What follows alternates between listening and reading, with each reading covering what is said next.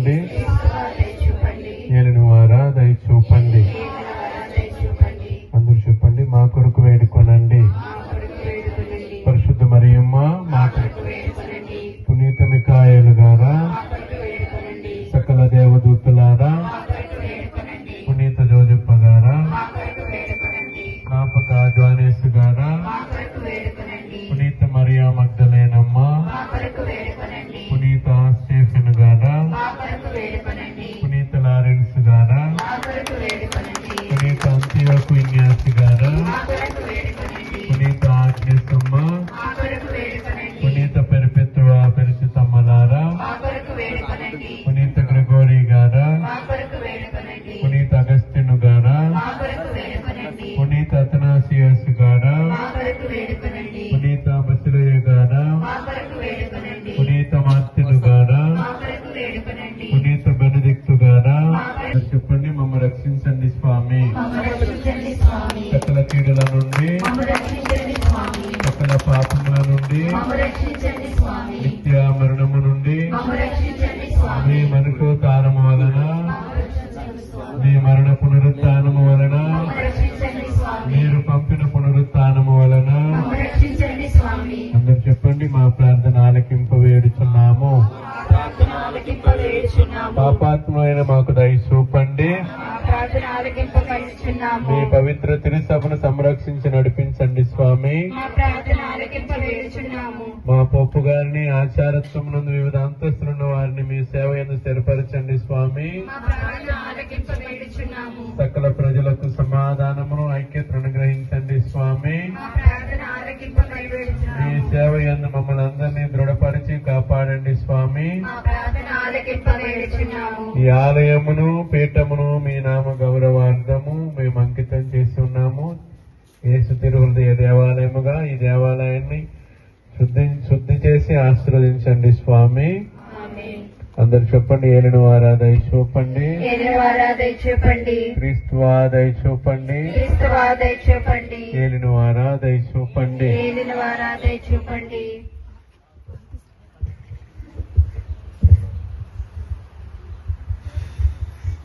ప్రార్థించుదము. సర్వమును సృజించి పాలించు ఓ దేవ, మీరు భూలోకమున నిరతము మేము స్తుతించు మహిమకు మెచ్చు ఈ ఆలయమందు నివసించి చిత్తగించున్నావు. దయతో మా ప్రార్థన ఆలకించి ఆలయమును పరిశుద్ధ త్రిహృదయమునకు అంకితము చేసే సమయంలో మాతో పాటు ఉండి ప్రార్థించమని వేడుకుంటూ ఉన్నాము. అట్లాగే మీ దైవ వైభవములతో ప్రవేశించి మీ కృపా అనుగ్రహములు ప్రసాదించి పవిత్రపరచము. పవిత్రమైన దానిని సర్వదా కాచి కాపాడము. ఈ ఆలయ నిర్మాణము ద్వారా మాలోని కోరికను పరిపూర్తి చేయ అనుగ్రహించి మా ఆధ్యాత్మిక విరోధులన్నింటినీ ఈ స్థలము నుండి పారద్రోల నేను బ్రతిమాలుచున్నాము. ఈ దేవాలయ ప్రవేశము నూతన యెరూషలేము ప్రవేశమునకు గుర్తుగా ఉన్నట్టు అనుగ్రహించమని మా ప్రభువైన క్రీస్తు ద్వారా ఈ మనవి చేయుచున్నాము.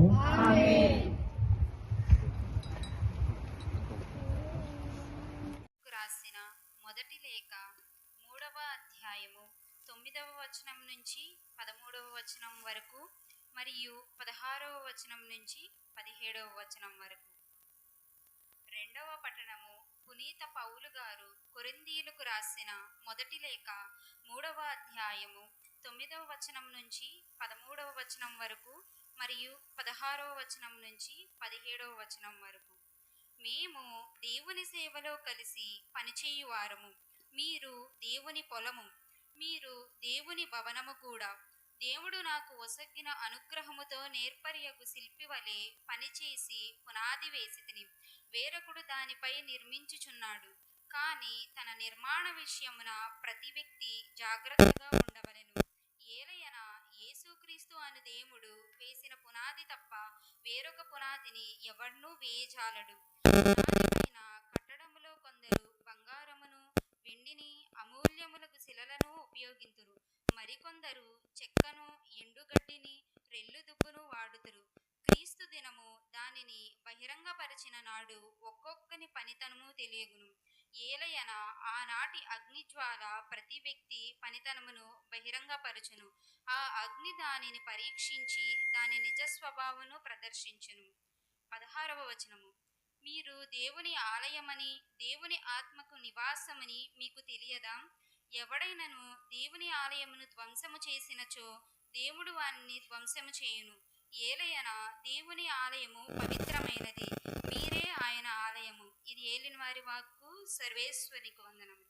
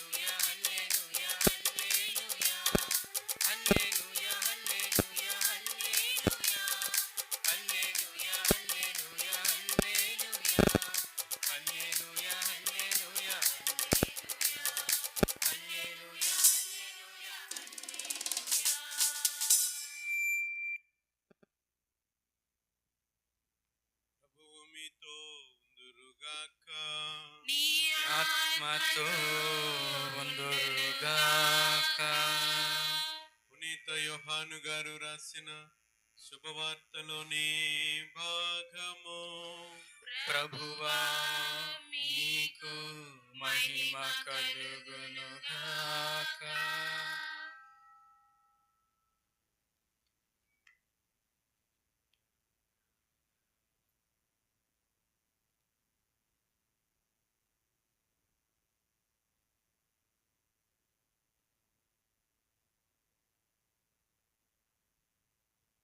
యోహాను శుభవార్త 2వ అధ్యాయము 13వ వచనము నుంచి చదువుకుందాం. యోహాను శుభవార్త 2వ అధ్యాయం 13వ వచనం. యూదుల పాస్కా పండుగ సమీపించుటచే యేసు యెరూషలేమునకు వెళ్ళెను. దేవాలయంలో ఎడ్లను, గొర్రెలను, పావురములను అమ్మువారిని, డబ్బులు మార్చువారిని ఆయన చూచెను. ఆయన త్రాళ్లతో కొరడాపేని గొర్రెలను, ఎడ్లను అన్నిటినీ ఆలయము వెలుపలకు తోలెను. డబ్బులు మార్చువారి నాణ్యములను చిమ్మివేసి బల్లలను పడద్రోసెను. పావురములను అమ్మువారితో, వీనిని ఇక్కడ నుండి తీసుకొని పొండు, నా తండ్రి ఇంటిని వ్యాపార గృహముగా చేయవలదని చెప్పెను. నీ గృహమునందు నాకు గల ఆసక్తి అను లేఖనమునందలి వాక్యము శిష్యులకప్పుడు తలపునకు వచ్చెను. యూదులు అప్పుడు అతనితో, నీవు ఈ కార్యములు చేయుటకు మాకు ఎట్టి గురుతును చూపెదవు అని ప్రశ్నించెను. అందుకు యేసు, ఈ ఆలయమును మీరు పడగొట్టుడు, నేను దీనిని 3 రోజులలో లేపుదును అని వారికి సమాధానమిచ్చెను. ఈ ఆలయ నిర్మాణమునకు 46 సంవత్సరములు పట్టినవి. నీవు దీనిని 3 రోజులలో లేపగలవా అని యూదులు తిరుగా ప్రశ్న వేసిరి. కానీ వాస్తవముగా ఆయన పలికినది తన శరీరమును ఆలయమును గురించియే. ఆయన మృతుల్లో నుండి లేచిన పిమ్మట ఈ మాటలు శిష్యులు జ్ఞప్తికి తెచ్చుకొనిరి. వారు లేఖనమును యేసు చెప్పిన మాటను విశ్వసించిరి. ఇది క్రీస్తు ప్రభుని సువిశేషము.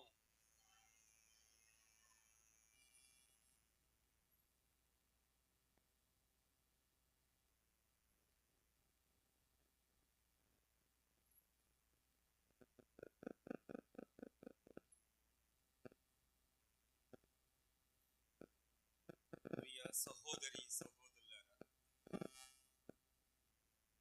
వయసు మీద పడింది కాబట్టి కొన్ని మర్చిపోతూ ఉంటాను. ఈరోజు కూడా ఒక విషయాన్ని మర్చిపోయాను. మిమ్మందరినీ అభినందించలేకపోయాను. ఎందుకంటే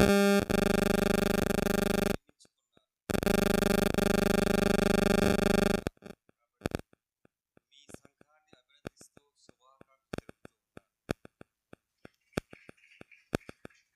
చప్పట్లు కొట్టింది చెప్పినందుగా మర్చిపోయినందుగా క్లారిటీ ఉంటే మంచిది అనుకుంటాను. అట్లాగే నేను మాత్రమే కాదు, ఇక్కడ ఉన్నటువంటి ప్రతి గురువు తరపున ఈ శుభాకాంక్షలు తెలుపుతూ ఉన్నాను. మరి ముఖ్యంగా నా శిష్యుడైనటువంటి ఎప్పుడు చెప్పాలి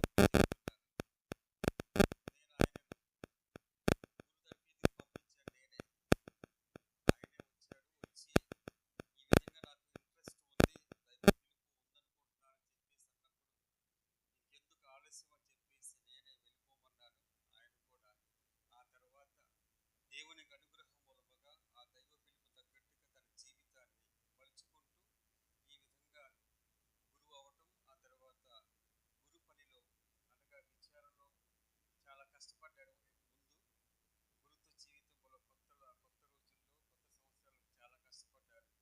ఆ తర్వాత ఈ విచారణకు వచ్చిన తర్వాత ఆయన సంతోషంగా ఉన్నాడు, చాలా సంతోషంగా ఉన్నాడు. ఎందుకంటే దేవునికి వందనాలు సమర్పించాడు. నేను ఏదో ఒక పరికరంగా ఉన్న విశ్వాసంలో పరికరంగా ఉన్నాను. అందుకు నాకు కూడా థ్యాంక్స్ చెప్పాడు. అది నా థ్యాంక్స్ నాకు కాదు, దేవునికి. ఇటువంటిది ఏదైనా సరే ఒక కష్టానికి ఫలితం అనుభవిస్తూ ఉంటాను. కాబట్టి ఆయన కష్టకాలం తీరిపోయింది. ఆ తర్వాత మీ మధ్యకు వచ్చేసి దేవుని సేవ చక్కగా చేసుకుంటూ ఉన్నాను. అందుకు మీతో పాటు ఆయన కూడా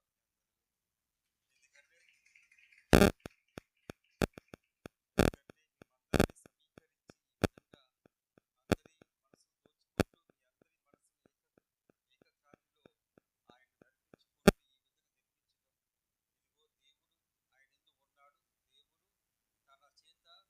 ఎందుకంటే మనకి అవయవాలు బయట ఉంటాయి, లోను కూడా ఉంటాయి. బయట అవయవాలు ఏమన్నా కంటికి ఏమన్నా దెబ్బ తగిలిందనుకోండి, ఏమవుతుంది? రక్తం వస్తూ ఉంటుంది, కనపడుతూ ఉంటుంది.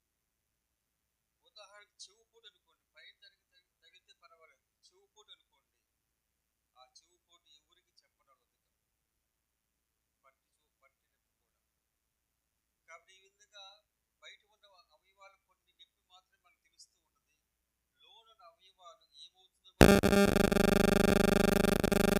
సంభవించిన తర్వాత అప్పుడు ఒక పెద్ద వార్త మనకి ఇస్తూ ఉంటారు డాక్టర్లు కానీ ఎవరైనా సరే. అయ్యా మీ లివర్ పాడైపోయింది, వస్తుంది మీకు. ఆ తర్వాత ఇది వేరువేరుగా చెప్తూ ఉంటారు. మనకు కావాల్సిన అవయవం ఈ రోజున హృదయం. హృదయానికి కొంచెం మెదడుకి కొంచెం సంబంధం ఉందనుకుంటా. ఎందుకంటే మెదడుతో ఆలోచిస్తాం, హృదయంతో స్పందిస్తూ ఉంటాం. కాబట్టి మెదడు తగిన ఆలోచన కలిగి ఉంటాయి. ఆ మెదడుకి తగిన ఆలోచన ఉంటాయి. ఆ ఆలోచన అనేటువంటిది మంచిదో చెడ్డదో ఏదో విధంగా ఉంటూ ఉంటాయి. ప్రతి ఒక్కరూ ఆలోచన చేస్తూ ఉంటారు, నాతో సహా ప్రతి ఒక్కరు ఆలోచన మెదడుతో. ఆ మెదడుతో ఆలోచన చేసిన తర్వాత ఇట్లా చేద్దాం అట్లా చేద్దాం అనేటువంటి సమయంలో ఇట్లా చేస్తే బాగుంటుంది అని చెప్పేసి ఆలోచనకు వచ్చినప్పుడు హృదయం ముందుకు వస్తూ ఉంటుంది.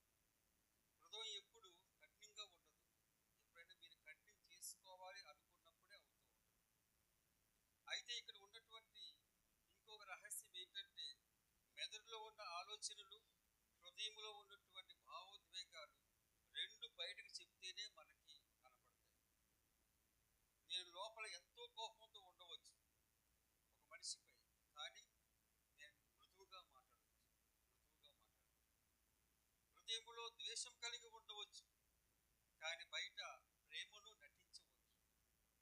అనగా మన మెదడు కానీ మన హృదయం కానీ దాంట్లో ఉన్నటువంటి ఆలోచన కానీ భావోద్వేగాలు కానీ మనం బయట పెడితేనే వస్తూ ఉంటుంది. మనము స్వయముగా మంచితనంతో బయట పెడితేనే వస్తూ ఉంటాయి, బయటికి అందరికి కనపడుతూ ఉంటాయి, అర్థమవుతూ ఉంటాయి. ఈ రోజున ఈ దేవాలయము యేసు ప్రభు యొక్క తిరుహృదయానికి మనం అంకితం నడుచుకున్నాం. యేసు ప్రభు యొక్క తిరుహృదయం అనగానే అది మంచి హృదయం.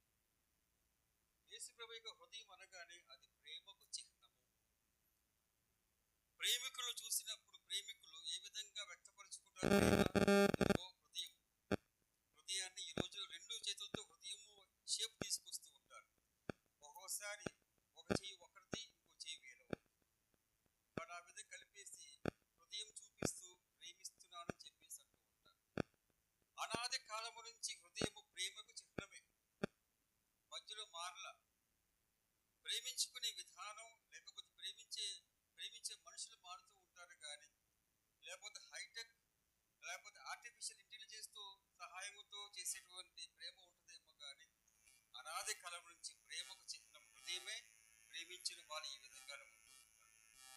మనుషుల్లో ఈ తారతమ్యం ఉంటుందేమో, కానీ దేవునిలో ఒకటే. దేవుని యొక్క ప్రేమకు చిహ్నము, ప్రేమ చిహ్నంగా ఎవరు ఉన్నారు? క్రీస్తు భగవంతుడే ఉన్నారు. ఆ క్రీస్తు భగవంతుడు ఏం చూపిస్తున్నాడు? తన దివ్య హృదయాన్ని చూపిస్తూ ఉన్నాడు. తన దివ్య హృదయము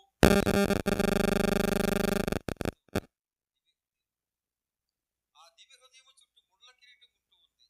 ఇదిగో మీ పాపముల చేత నా హృదయము గాయపరపబడుతుంది, అయినా సరే నా హృదయము నుంచి ప్రేమ వెలువడుతూనే ఉంది. అట్లాగా 2-3 చుక్కలు గాయపడి 2-3 చుక్కలు పడుతూ ఉన్నటువంటి పటం చూస్తూ ఉంటాం. గాయపరిచిన ఆ విధంగా రక్తము కార్చినా సరే మీ గాయములు లేకపోతే మీ పాపములు కానీ మీ మూలంగా జరిగేటువంటి ఈ గాయమైన ఇదిగో మిమ్మల్ని ప్రేమించేటువంటి ఆ మనసు నుంచి లేకపోతే నా హృదయం మిమ్మల్ని ప్రేమించే విధానం నుంచి అవి ఏమీ తొలగించవు అని చెప్పేసి అంటున్నారు. పైపెచ్చు క్రీస్తు భగవంతుడు ఆ విధంగా కారిన రక్తముతోనే మన పాపాలను కూడా క్షమిస్తూ ఉంటాడు. ఇది దివ్య హృదయం, యేసు ప్రభువుకి దివ్య హృదయం.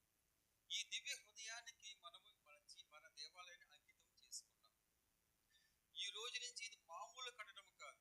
మొన్నటిదాకా మేస్త్రీలు కానీ కూలీలు కానీ దీంట్లో నివసిస్తూ ఉన్నారు, లేకపోతే పనిచేస్తూ ఉంటారు. కొంతమందికి కిల్లి లేకపోతే వేరే అలవాటు ఉండదు, అయినా సరే ఊసేస్తూ ఉంటారు. ఆ తర్వాత సిగరెట్లు కాలుస్తూ ఉంటారు, అట్లా పడేస్తూ ఉంటారు. అట్లాగే నీళ్లు తాగినటువంటి గ్లాసు పడేస్తూ ఉంటారు. ఇవన్నీ ఉంటూ ఉంటాయి. కానీ ఈ రోజు నుంచి ఆ విధంగా చేయటానికి వీలు లేదు.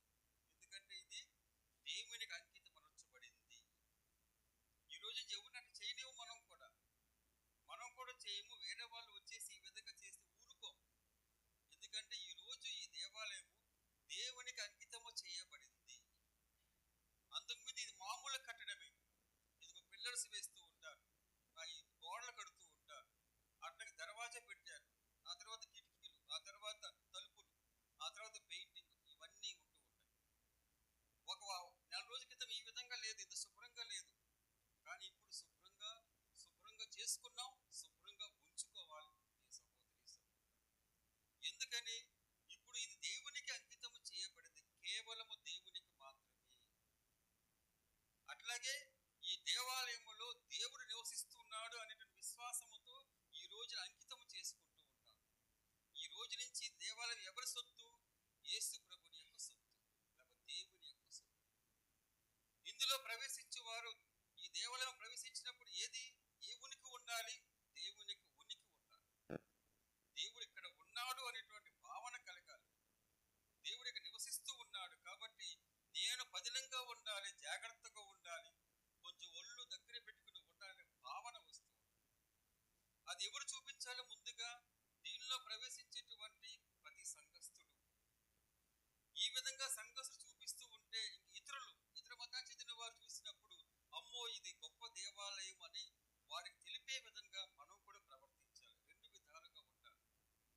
ముందుగా మనం గుర్తించాలి, ఆ తర్వాత మనం ప్రవర్తించినప్పుడు ఇది దేవాలయమే, ఇది పవిత్రమైన దేవాలయమే. ఎందుకంటే వీరి యొక్క ప్రవర్తన బట్టి ఈ దేవాలయము ఈ దేవాలయంలో దేవుడు నివసిస్తున్నాడని చెప్పేసి స్పష్టంగా కనపడుతుందని చెప్పేసి ఆ విధంగా అనుకుంటూ ఉంటారు. కాబట్టి ఇది ఎవరు, దీన్ని పవిత్రంగా ఉంచుకునేది ఎవరు? దేవుడు పవిత్రుడే ఎప్పుడు నివసిస్తూ ఉంటాడు. కానీ దీన్ని పవిత్రపరిచేటువంటిది, పవిత్రంగా ఉంచేటువంటి విధానం కల్పించేది ఎవరు? సంఘస్థులు, ఎవరైతే ప్రవేశిస్తూ ఉంటారో. కాబట్టి ఇందులో ప్రవేశించే వారు ఆ విధమైన దృక్పథముతో ఉన్నప్పుడు ఏమవుతుంది? ఈ దేవాలయం యొక్క పవిత్రత మరింత రెట్టింపు అవుతుంది. ప్రియ సహోదరి సహోదరులారా, రెట్టింపు అవుతుంది. ఆ విధంగా ఉంటూ ఉంటుంది. ఎందుకంటే సైతాను గాని దేవుడు గాని ఒకేసారి నివసించడు. మన హృదయంలో గనక మంచి ఉన్నట్టు దేవుడు నివసిస్తూ ఉంటాడు. పౌలు గారు అంటున్నారు, మీ హృదయము దేవుని ఆలయమని తెలియదా? మీ శరీరంలో దేవుడు నివసిస్తాడని తెలియదా అని చెప్పేసి అంటారు. హృదయము దేవుని ఆలయం అన్నప్పుడు హృదయము పవిత్రంగా ఉంచుకోవాలి. హృదయం పవిత్రంగా లేకపోతే పాపముతో నిండి ఉన్నట్లయితే ఇక్కడ ఈ అనగా ఈ హృదయంలో ఎటువంటి గదులు లేవు. ఒక గది దేవునికి, గది సైతానికి ఉండేటువంటి ప్రస్తావన లేదు. ఒకసారి మన జీవితంలో పాపం వచ్చినప్పుడు దేవుడు అక్కడి నుంచి వీడిపోతాడు. సైతాను తన ఆధీనంలో తీసుకుంటుంది మనందరం. కాబట్టి మన హృదయం కనుక మంచిగా పవిత్రంగా ఉండాలని కోరుకున్నప్పుడు దేవుడు నివసిస్తాడు. అలా కాకుండా పాపములో కొట్టుమిట్టాడుతూ ఉన్నప్పుడు దేవుడు అక్కడ నివసించడు, సైతాను నివసిస్తాడు. ప్రియ సహోదరి సహోదరుడు, కాబట్టి సైతాను నువ్వు కొంచెం సర్దుకో, అతను నేను నాకు ఈ జాగా ఇవ్వు అని చెప్పేసి అక్కడే ఉండదు. పవిత్రత అంటే దేవుడు, అపవిత్రత అంటే సైతాను, మనకు తెలిసిందే. కాబట్టి పవిత్రమైన మనసు కలిగి ఉండాలి. ఒకవేళ మన బలహీనత చేత కానీ మనస్తత్వం చేత పాపంలో పడిపోయినప్పుడు, హృదయ పరివర్తన కలిగినప్పుడు దేవుడు మరలా తిరిగి వస్తాడు, పవిత్రాత్మ శక్తినిస్తాడు. కానీ ఇదే నా జీవితం, ఈ జీవితమే బాగుందని చెప్పేసి అనుకున్నప్పుడు దేవుడు నివసింపడు. ప్రియ సహోదరి సహోదరులారా, కాబట్టి సంఘస్థులుగా ఈ దేవాలయాన్ని పవిత్రంగా ఉంచుకునేది మీ బాధ్యత, మీ పవిత్రతతో కూడినటువంటిది. అట్లాగే మీరు ఏ విధముగా ఎటువంటి మనస్తత్వంతో ప్రవేశిస్తారో అటువంటి మనస్తత్వమే ఇంకా రెట్టింపు అవుతూ ఉంటుంది. దేవుని యొక్క పవిత్రత ఉంటూ ఉంటుంది. దాన్ని స్థిరముగానే చూసుకుంటూ ఉంటాం. మనం అటు ఇటుగా ఉంటూ ఉంటాం. ఎప్పుడైతే దేవుని యొక్క పవిత్రతతో మన పవిత్రత జోడింపబడుతుందో ఏమవుతుంది? మరింత రెట్టింపు అవుతుంది. అప్పుడు దేవుని యొక్క పవిత్రత ఇతరులకు కనపడే విధంగా మనము పరికరాలుగా మారుతూ ఉంటాం. అది రెట్టింపు అవటం అనగా దేవుని యొక్క పవిత్రత రెట్టింపు అవటం కాదు, కానీ దేవుని యొక్క పవిత్రత అంతటా ఉంది. కానీ దానిని చూపించేది ఎవరు? మానవులమైన మనమే, ఆయనకి విశ్వాసంగా జీవించే మనమే పరికరాలుగా మారినప్పుడు ఇదిగో తోటి మానవుల్లో అది మనకు కనిపించే విధంగా చేసుకోవచ్చు. అట్లాగే మనము కూడా మంచి పరికరాలుగా మారటం అనేది జరుగుతూ ఉంటుంది. ప్రియ సహోదరి సహోదరులారా, ఇందాక చెప్పాను, ఈ హృదయంలో ఉండేటువంటి భావోద్వేగాలు, ప్రేమ కానీ, ద్వేషము కానీ, అసూయ కానీ, పగ కానీ చాలా ఉన్నాయి. ఇవన్నీ మనం అన్నిట్లోనూ మనకు ప్రావీణ్యం ఉంది. మనం పగబడితే ఇంకా మనకంటే పగబట్టే వాళ్ళు ఎవరు లేరు. మనం ద్వేషిస్తే ఇంక మనకంటే వేరే వాళ్ళు ఉండరు. ప్రేమ కూడా అంతే. అన్నిట్లో మనము ప్రావీణ్యం కలిగి ఉన్నాం. ఒక్కోసారి పోట్లాడుతూ ఉంటారు కొంతమందిగా నేను కూడా పోట్లాడుతూ ఉంటాం. పోట్లాడినప్పుడు ఎట్లా ఉంటుంది? మనం ఎవరు ఆపలేరు మనల్ని. చాలా బలం వచ్చేస్తూ ఉంటుంది. అంతకుముందు అంత బలం ఉండదు. కోపముతో కొట్టుమిట్టాడుతూ ఉంటాం. ఆ సమయం నలుగురు ఆపినా సరే మనం ఆగం. ఎందుకంటే ఆ కోపం అటువంటిది, వాడి మీద ద్వేషం అటువంటిది, అట్లా ఉంటుంది అన్నమాట. కాబట్టి మనందరిలో ఈ హృదయం నుంచి కానీ, మెదడు యొక్క ఆలోచన బట్టి కానీ ఏమవుతుంది? ఈ భావోద్వేగాలు అన్నీ ఉన్నాయి. మంచి ఉంది, చెడు ఉంది. మంచి ఉంది, చెడు ఉంది. కాబట్టి క్రీస్తు భగవంతునికి అంకితం చేయబడినటువంటి దేవాలయం ఎప్పుడూ యేసు ప్రభు ఆయన నుంచి వెలువడేటువంటి, ఆయన హృదయం నుంచి వెలువడేటువంటిది ఏమిటంటే ప్రేమ మాత్రమే, క్షమించే ప్రేమ మాత్రమే, అర్థము చేసుకునే ప్రేమ మాత్రమే, ఇదిగో ఆదరించే ప్రేమ మాత్రమే. ఈ ఆదరించే ప్రేమ, క్షమించేటువంటి ప్రేమ వెలువడేటువంటి దివ్య హృదయానికి అంకితం చేశాం. కాబట్టి మనము మన హృదయాల్లో కూడా ఆయనకు అంకితం చేసే విధంగా ప్రార్థించుకోవాలి. ఆ విధంగా ప్రార్థించినప్పుడు ఏమవుతుంది? మన జీవితాలు కావలసినటువంటి విధముగా దేవునికి అనుకూలముగా, దేవుని వరప్రసాదానికి పాత్రులుగా మన జీవితాలు మలుచుకుంటాయి. ప్రియ సహోదరి సహోదరులు, కాబట్టి ఈ రోజు పవిత్రం చేసే ఇదిగో తీర్థము చేత కానీ గురువుల యొక్క ప్రార్థన చేత కానీ మీ అందరి యొక్క పవిత్రత, మీ అందరి యొక్క మంచి ఆలోచన దాని మూలముగా ఈ దేవాలయం పవిత్రంగా ఉంటూ ఉంటుంది. కానీ రానున్నటువంటి రోజుల్లో ఆ తర్వాత ఒక్కొక్కసారి మన యొక్క ప్రవర్తన మూలముగా, మన యొక్క మనస్తత్వం మూలంగా అపవిత్రమనపడింది అనుకోండి, మరలా దేవుడు దీనిని నూతనీకరిస్తాడు. ఈనాడు సువిశేషంలో మనం విన్నాం, క్రీస్తు భగవంతుడు జెరూసలేము దేవాలయానికి వెళ్ళాడు. ఆయన పుట్టినప్పటి నుంచి ప్రతి సంవత్సరం వెళ్ళేవాడు.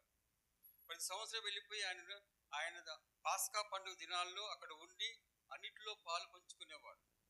కానీ ఈ రోజున, అనగా ఈ సువిశేష పట్టణాన్ని బట్టి ఈ రోజున ఆయన నూతనీకరిస్తూ ఉన్నాడు. అనేక సార్లు చూశాడు, వ్యాపార స్థలంగా మార్చడం కానీ లేకపోతే ఆ విధంగా అపవిత్రంగా ఉంచడం చూస్తూ ఉన్నాడు. కానీ ఆయన అనుకుంటూ ఉన్నాడు, ఇదిగో ఈ దేవాలయం నూతనీకరించాలి. మనం ఎప్పుడైతే ఒకవేళ దేవునికి దూరంగా వెళ్ళిపోయి, దేవాలయానికి దూరంగా వెళ్ళిపోయి ఆ తర్వాత దీని యొక్క పవిత్రతను గుర్తించుకోకుండా ఉన్నామో, మరలా మనం తిరిగి రావటం మూలముగా దేవుడు దీన్ని నూతనీకరిస్తాడు. కాబట్టి ఈ రోజున ఆ విధంగా చెప్పడం సబబు కాదు. కానీ ఈనాడు సువిశేషాన్ని బట్టి యెరూషలేము దేవాలయం యొక్క పవిత్రతను నూతనీకరిస్తూ ఉన్నాడు. అక్కడ ఉన్న వ్యాపారస్తులు కానీ, ఆ తర్వాత చిల్లలు మార్చేటువంటి వారు కానీ, అట్లాగే గొర్రెలను, మిగతా జంతువులను అమ్మేవారు అందరిని తోలివేస్తూ ఆయన నూతనీకరిస్తూ ఉన్నాడు. అనగా ఒక దేవాలయం ఒక భాగాన్ని ఈ విధంగా వారు వినియోగించుకుంటున్నారు. వ్యాపార స్థలంగా మార్చేశారు. ఆ వ్యాపార స్థలంగా మార్చేసిన దానిని ఏం చేశాడు ఆయన, అన్నిటిని వెళ్ళగొట్టి అక్కడ అన్యులు, అట్లాగే పేదవారు, అట్లాగే స్త్రీలు ఆ ప్రదేశంలో ఉండి ప్రార్థన చేయాలి. వాళ్ళు ఏం చేశారు, చక్కగా మొత్తాన్ని దాన్ని కబ్జా చేసేసి వారికి ఎటువంటి భక్తి విశ్వాసంతో కూడిన పనులు చేయటానికి గాను వీలు లేకుండా చేశారు. కాబట్టి ప్రభుకి పెద్దగా ఆయనకి కావాల్సిన కోపం వచ్చింది. శుద్ధీకరించారు. కాబట్టి ఈ దేవాలయం వ్యాపార స్థలముగా ఉండకూడదు, లేకపోతే ఎదుటి వారిపై కోపం పెంచుకోవటానికి ఆ విధంగా కాదు, పగ తీర్చుకోవటానికి కాదు, లేకపోతే ఇంకా వేరే వేరే విధాలుగా ఉపయోగించుకోవటానికి కాదు. కేవలము భక్తి విశ్వాసముతో కూడినటువంటి విశ్వాస క్రియలకు, విశ్వాస పనులకు మాత్రమే ఉపయోగించుకోవాలి. అది మనం గుర్తుంచుకోవాలి ప్రియ సహోదరి సహోదరులు.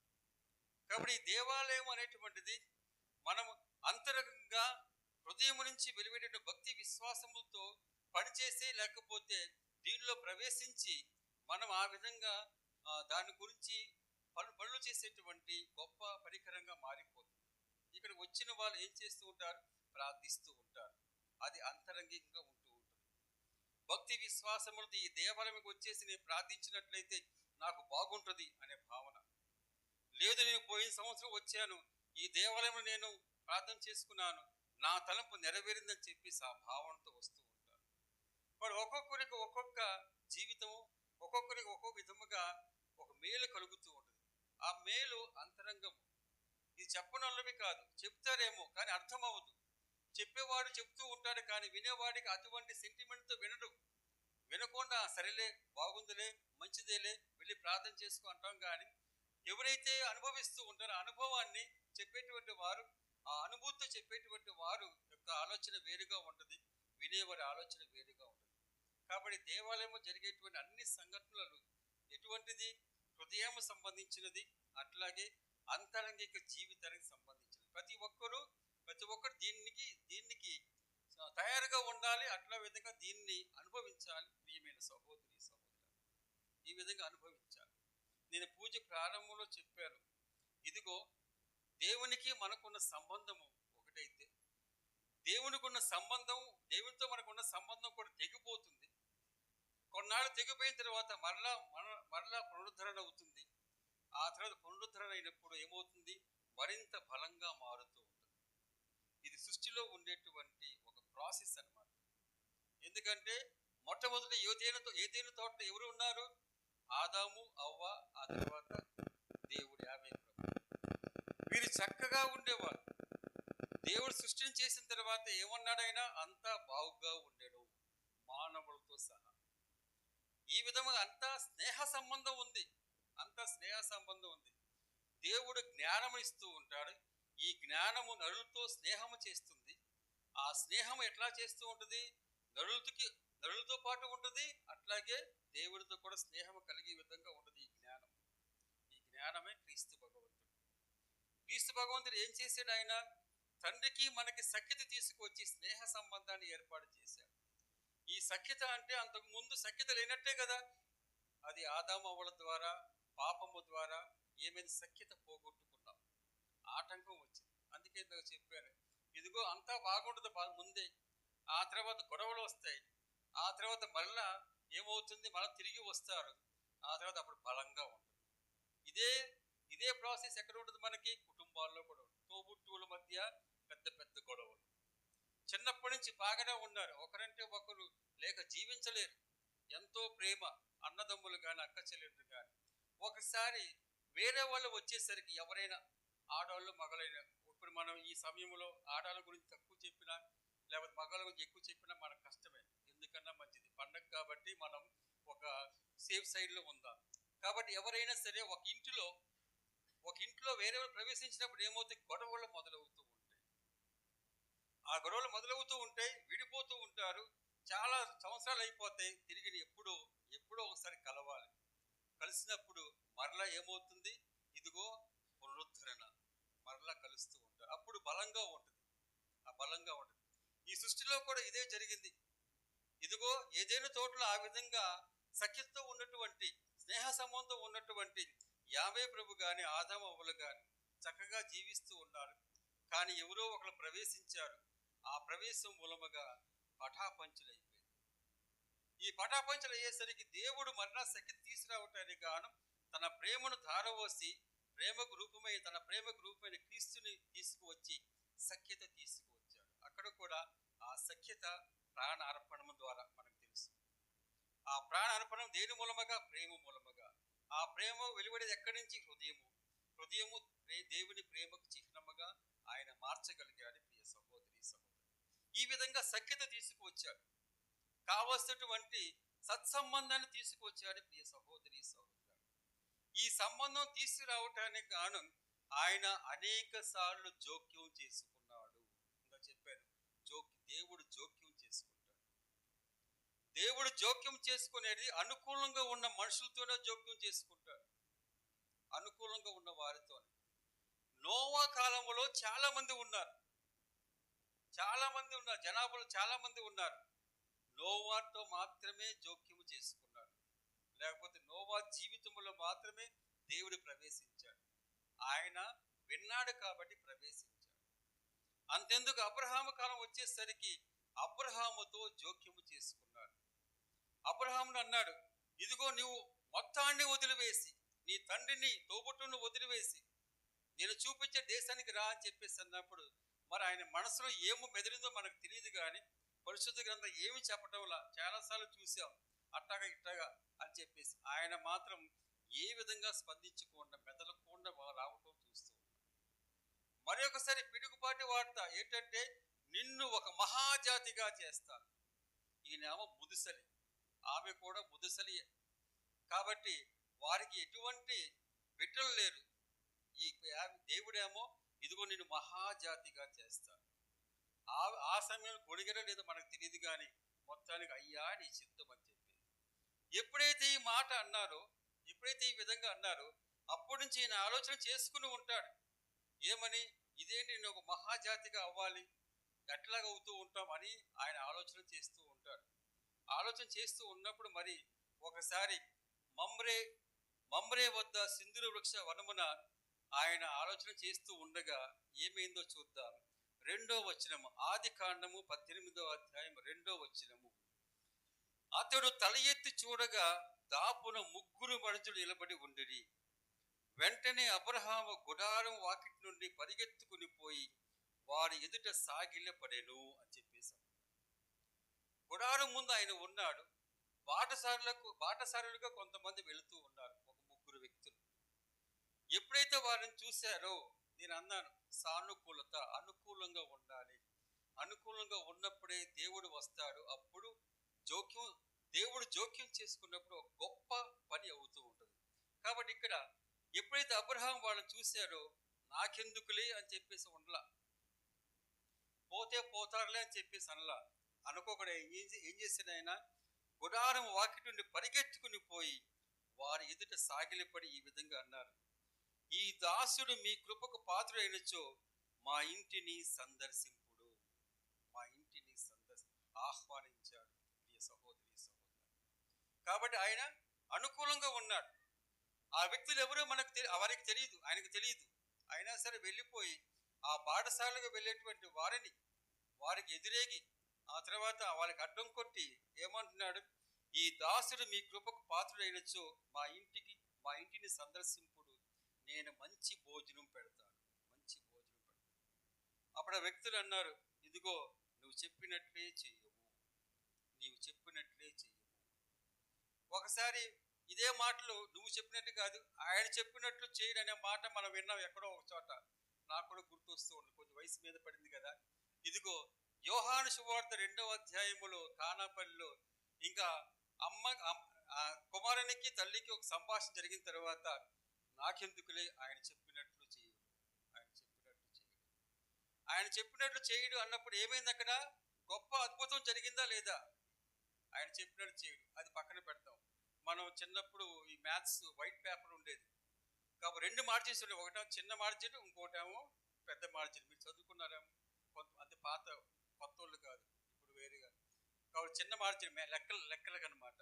చిన్న మార్జిన్ ఏమో 1-2 సంఖ్యలు వేసుకోవడానికి, పెద్ద మార్జిన్ ఏమో పక్కన కుడి పక్కన ఈ విధంగా ఉంటుంది. ఏంటంటే ఎక్కాలు కానీ ఆ తర్వాత తీసివేదరు అక్కడ రాసుకో, రఫ్ వర్క్ అనమాట. కాబట్టి దాన్ని అక్కడ పెట్టేద్దాం, కానాపల్లిలో ఉన్నటువంటి. ఇక్కడ ఏమైంది? నీవు చెప్పినట్లు చేయము, నీవు చెప్పినట్లు చేయము. ఆ సమయంలో వారు వెళ్ళారు, ఆ తర్వాత విందును ఆరగించారు, ఆ తర్వాత అడుగుతూ ఉన్నారు. చూడండి 9వ వచనము, నీ భార్య సారా ఎక్కడా అని చెప్పేశాడు. కాబట్టి దేవుడు ఈయనతో జోక్యం చేసుకోవడానికి వచ్చాడు, ఏదో చేయటానికే కదా వచ్చింది ఆయన. అక్కడ అడుగుతూ ఉన్నాడు, నీ భార్య సారా ఎక్కడా అని చెప్పేసి అన్నాడు. అయ్యా గుడారంలో ఉందయ్యా అని చెప్పేసి అన్నాడు. అప్పుడు అంతటా ఆయన 10వ వచనము, నేను రాబోవు ఏడు కూడా సరిగా ఈ సమయమునకే తిరిగి వత్తును, ఆనాటికి నీ భార్య సారాకు ఒక కొడుకు పుట్టును అని చెప్పేస్తాను. ఈ దేవుని యొక్క అనుగ్రహం. కాబట్టి ఈయన అనుకూలంగా ఉన్నాడు, దేవుడు జోక్యం చేసుకోవటానికే వచ్చాడు. కానీ అబ్రహాముకి అనుకూలత చూశాడు. ఆయన అనుకూలంగా ఉన్నప్పుడు ఏమైంది? అప్పుడు దేవుడు ఒక అనుగ్రహాన్ని ఇస్తూ ఉన్నాడు, గొప్ప అనుగ్రహం. ఎందుకని ఆలోచన చేస్తున్నాడు కదా, నేను చెప్పాను కదా, నన్ను ఒక మహాజాతిగా చేస్తా అన్నాడు. నాకేమో కొడుకు లేడు, సంతానము లేదు, ఇదెక్కడ జరుగుతుందని చెప్పేసి అదే యావలో ఉంటూ ఉన్నాడు. అదే యావలో ఉంటూ ఉన్నప్పుడు ఎప్పుడైతే ఈ 3 వ్యక్తులు వెళుతూ ఉన్నారో, మనుషులు వెళుతూ ఉన్నారో, వీళ్ళని ఆహ్వానించడం, ఆ తర్వాత విందు చేయటం, ఆ తర్వాత వాళ్ళే వరాన్ని ఇస్తూ ఉంటాడు. దేవుడికి అనుకూలంగా ఉన్నప్పుడు దేవుడు జోక్యం చేసుకుంటాడు. దేవుడు జోక్యం చేసుకున్నప్పుడు కేవలము ఇహలోక సంబంధమైనటువంటి వరం మాత్రమే కాదు, పరలోక సంబంధమైన వరాన్ని ఇస్తాడు. ప్రియ సహోదరి సహోదరు, ఉదాహరణకు మీరు దేవాలయానికి వస్తూ ఉంటారు. ఈ దేవాలయానికి వచ్చినప్పుడు మీరు ఏమి కోరుకుంటారు? ముందుగా, అయ్యా నేను పాపిని, నా పాపాలను క్షమించు. పాపాలు క్షమించేటువంటి గుణము ఎవరిది? దేవునిదే. కాబట్టి దేవుని యొక్క వరము పాపక్షమాపణ. అట్లాగే అయ్యా నేను పాత్రులను కాను, కానీ పరలోక రాజ్య ప్రాప్తం నాకు దయచేయి. నేను పుణ్యంగా ఉండే పుణ్య పురుషునిగా, పుణ్య స్త్రీగా ఉండే ఉద్దేశం నాకు ఉంది. ఆ విధమైనటువంటి వరము నాకు దయచేయి. పరలోక రాజ్యములో ఒకంత పాలు దయచేయి చెప్పేసి ప్రార్థిస్తాం. మనం దేవాలయానికి వచ్చినప్పుడు ఇదే ప్రార్థన చేయాలి. అంతేగాని మన ప్రార్థన, ఇదిగో నాకు ఆరోగ్యం దయచేయి, వారికి కావాల్సినటువంటి సదుపాయాలు దయచేయి, ఇదిగో నాకు కావాలని చెప్పేసి అన్నప్పుడు ఇవన్నీ ఇహలోక సంబంధమైనది. మనము దేవుని అడగవలసింది ఆత్మ సంబంధమైనటువంటి వనరులు కానీ, ఆత్మ సంబంధమైన వరాలు అడగాలి. ఎందుకంటే ఆ వరాలు అడిగినప్పుడు దేవుడు దాన్ని దయచేస్తూ ఉంటాడు. కానీ ఇహలోక సంబంధమైన దానిని దేవుడు ఎప్పుడూ ఇస్తూ ఉంటాడు. మనకు జ్ఞానం ఇచ్చాడు, మనకు కావాల్సినటువంటి ఈ సదుపాయాలు సమకూర్చుకోవడానికి కానీ జ్ఞానం ఇచ్చాడు, సంపాదించుకునేటువంటి అవకాశం ఇచ్చాడు. ఆ జ్ఞానముతో కూడినటువంటి కొన్ని మెలకువలు కూడా మనకు ఇస్తూ ఉంటాడు. పాపమో పుణ్యమో ద్వారా ఎట్లా అందరూ ఆర్జిస్తూ ఉన్నారు. ఇవన్నీ మామూలు జీవితంలో ఉండేటువంటి. వచ్చినప్పుడు దేవుడు ఏ విధమైన స్వభావంలో ఉన్నాడు? ఆత్మ స్వభావంలో ఉన్నాడు. దేవుడు ఏ స్వభావంలో ఉన్నాడు? ఆత్మ స్వభావంలో ఉన్నాడు. మన దేవుని ఏమని అడగాలి? మనము ఆత్మ స్వభావంతో కూడినటువంటి వాటి కోసమే అడగాలి. వాటి కోసమే అడగాలి. ఉదాహరణకు మనకు డబ్బు అవసరం. ఈ డబ్బు అవసరమైనప్పుడు మనకంటే పేదవాడి దగ్గరికి వెళ్ళి ఒరే నాకు సాయం చేయరా అని చెప్పి సాయం చేస్తాడా? లేదు. కానీ మనకు ధనవంతుడైనటువంటి ఒక వ్యక్తి దగ్గరికి వెళ్ళి వాడు మంచోడో చెడ్డడో మనకు తెలియదు, వెళ్ళిపోయి వాడిని మాత్రమే అడుగుతూ ఉంటాం. ఎందుకంటే ఆయనలో ఆ సదుపాయం ఉంది, డబ్బు ఉంది కాబట్టి వెళుతూ ఉంటాం. అట్లాగే నీకు అనారోగ్యం వచ్చింది, ఎక్కడికి వెళ్తావు? ఇంజనీర్ దగ్గరికి వెళ్తావా, లేకపోతే ఎవరైనా మేస్త్రి దగ్గరికి వెళ్తావా? ఎక్కడికి వెళ్తావు? వైద్యుని దగ్గరికి వెళ్తావు. వాడి దగ్గరికి వెళ్తేనే నీ యొక్క అవసరం తీరుతూ ఉంటుంది. ప్రియ సహోదరి సహోదరు, ఈ విధంగా సదుపాయాలు ఉన్నప్పుడు దేవుని కడకు, దేవుని ఆలయంలో వచ్చినప్పుడు మనం దేని గురించి అడగాలి? ఆత్మ సంబంధమైన వాటి గురించే అడగాలి. అప్పుడు దేవుడు ఏం చేస్తూ ఉంటాడు? మనకి దాన్ని దయచేస్తూ ఉంటాడు. ఎప్పుడైతే ఆత్మ సంబంధమైన అవసరం తీరాయో మన హేలోకములో జీవించేటువంటి గొప్ప శక్తి వస్తుంది. అప్పుడు మనకేమవుతుంది? మన తెలివితేటలతో, జ్ఞానముతో సంపాదించుకుంటూ ఉంటాం. ప్రియ సహోదరి సహోదరులారా, అలా కాకుండా బయట ఉండి అన్ని సంపాదించడం కుదరదు.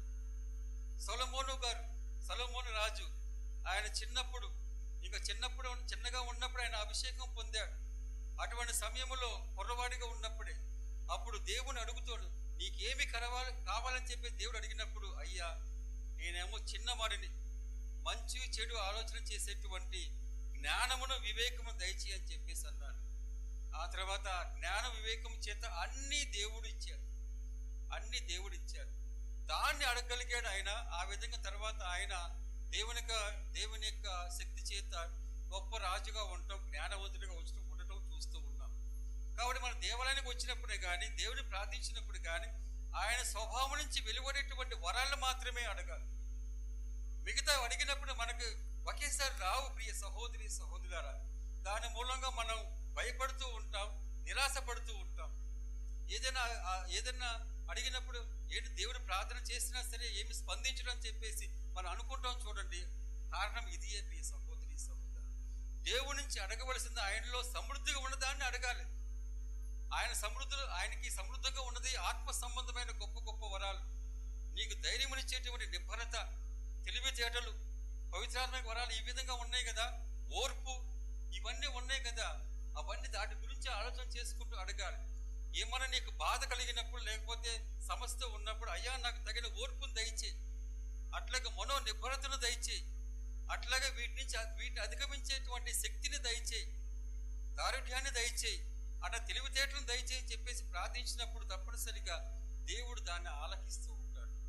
ఇక్కడ కూడా ఎప్పుడైతే ఇదిగో నేను ఒక మహాజాతిగా నేను ఉండాలి, నాకేమో కుమారుడు లేడు, అయినప్పటికీ దేవుడు చెప్పాడు, దేవుడు ఏదో ఒకటి చేస్తాడనే భావంతో ఉండి ఉంటాడు. ఆయన వచ్చేసి ఈ విధంగా ఇదిగో వచ్చే సంవత్సరానికి సారా ఈ విధంగా గర్భవతి అయి ఆ తర్వాత కుమారుని కనులు అని చెప్పేసి అన్నారు. తీరిపోయింది అది, ఆ యొక్క ఆలోచన తీరిపోయింది. ఆ తర్వాత ఆయనలో ఉన్న భయం కూడా తీరిపోవడం జరిగింది. తర్వాత ఇస్సాకు పుడతాం, ఆ తర్వాత చాలా చాలా జరిగాయి. చివరికి ఇస్సాకు మూలముగానే ఆయన సంతానం పెరగడం చూస్తూ ఉన్నాం. ఈ వరము దేవుడు జోక్యం చేసుకోవటం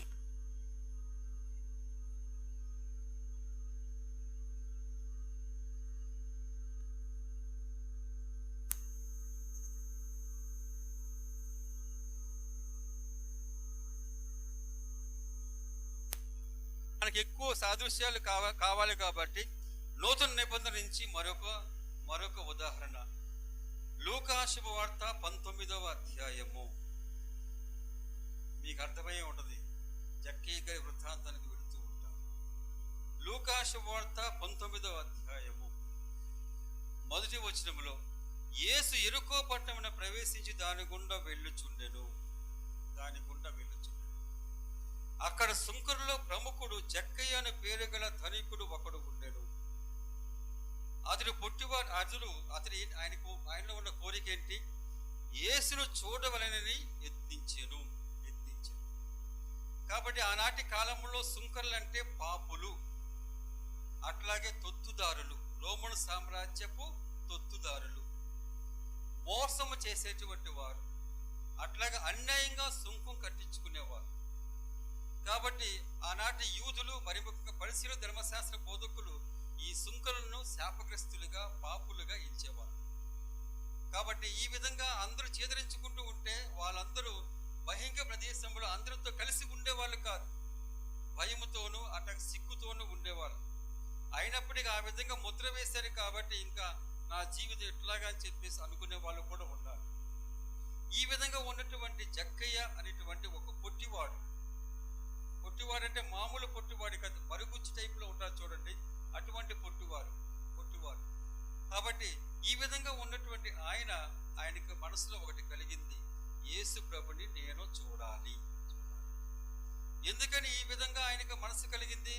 మొత్తానికి ఈ మత్తయి అనే సుంకరి కూడా ఉన్నాడు, ఆయన ప్రభుని యొక్క శిష్యుల్లో చేరిపోయాడు కాబట్టి ఆ సమూహంలో ఉన్నాడు. కాబట్టి ఈయనకు ఓదార్పు, ఇదిగో సుంకరైనటువంటి మత్తయికి ప్రభు ఆ విధంగా కల్పించాడే ఒక అవకాశాన్ని మరి నాకు కూడా ఏమైనా ఇస్తాడనే భావమో, లేకపోతే ఆయన విసిగిపోయి ఉంటాడు. యేసు ప్రభు వెంట చాలా మంది వెళుతూ ఉన్నారు, పాపులు వెళ్ళిపోతున్నారు. అట్లాగే ఇంకెవరైతే చిన్నవారిగా ఉన్న వాళ్ళందరూ వెళ్ళిపోతూ ఉన్నారు, స్త్రీలు వెళుతూ ఉన్నారు, అనేక మంది గొప్ప జనసమూహం ఆయన వెంబడిస్తూ ఉంది.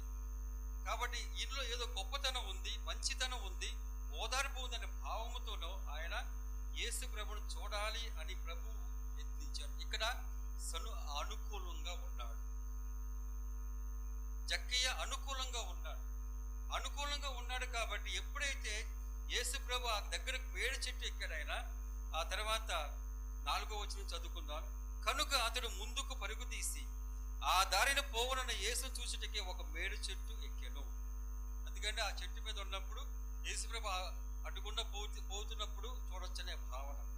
కానీ ఏమైందో చూడండి, యేసు అచటకు వచ్చినప్పుడు పైకి లేచి అతనితో, జక్కయ్య త్వరగా దిగిరమ్ము, ఈ దినము నేను నీ ఇంట్లో ఉండ తలంచి తిని. అక్కడ అబ్రహాము తలంచాడు. అబ్రహాం ఏమని తలంచాడు? ఇదిగో మీరు వచ్చి నా గృహములో ప్రవేశించి, గుడాలను ప్రవేశించి నా విందును ఆరగించారు. ఈయనకు కోరిక ఏంటి? ఈయనొక సానుకూలత ఏంటి? కేవలం చూస్తే చాలు, నన్ను ఎవరు చూస్తారు, నేను పాపాత్ముడని, నన్ను హీనంగా చూస్తూ ఉన్నారు, నన్ను ఎవరు అంగీకరిస్తారు, కాబట్టి నేను దూరంగా ఉండి ఆయన కనపడతాను, లేకపోతే నేనే ఆయన చూస్తానని చెప్పేసి ఆ భావంతో ఉన్నటువంటి ఆయన ఎప్పుడైతే యేసు ప్రభు చూశాడో యేసు ప్రభువే స్పందిస్తూ ఉన్నాడు. యేసు ప్రభు జోక్యం చేసుకుంటున్నాడు. దేవుడు జోక్యం చేసుకున్నప్పుడు కేవలం యెహోలోక వరములు మాత్రమే కాదు, పరలోక వరాలను కూడా ఇస్తాడు. అన్ని సాదృశ్యాలు ఇదే చూస్తూ ఉన్నాం, విశేషపట్నములు చాలా సార్లు చూస్తూ ఉంటాం. కానీ దేవుడు జోక్యం చేసుకొని వేరే వాళ్ళు వచ్చారు కూడా. ఒక ధనవంతుడైన ఒక యువకుడు వచ్చి, అయ్యా నిత్య జీవం పొందా నేనేం చేయాలని చెప్పేసి అన్నాడు. బాబు, చిన్నప్పటి నుంచి నీకు తెలుసు కదా, 10 ఆజ్ఞలు పాటించన్నాడు. ఓహో, అది ఎప్పటి నుంచో నేను చేస్తూ ఉన్నాను, అన్ని నా కంఠస్థం వచ్చి నేను పాటిస్తూ ఉన్నాను. అప్పుడు ఆయన ఒకసారి తేరపార చూసి అంటున్నాడు, ఇది కాదు బాబు, నీకున్నదంతా వదిలేసి పేదలకు దానం చేసి అప్పుడు రా, నీకు పరలోక రాజ్యం వస్తుందంటే ఆయనకి ఏమైంది?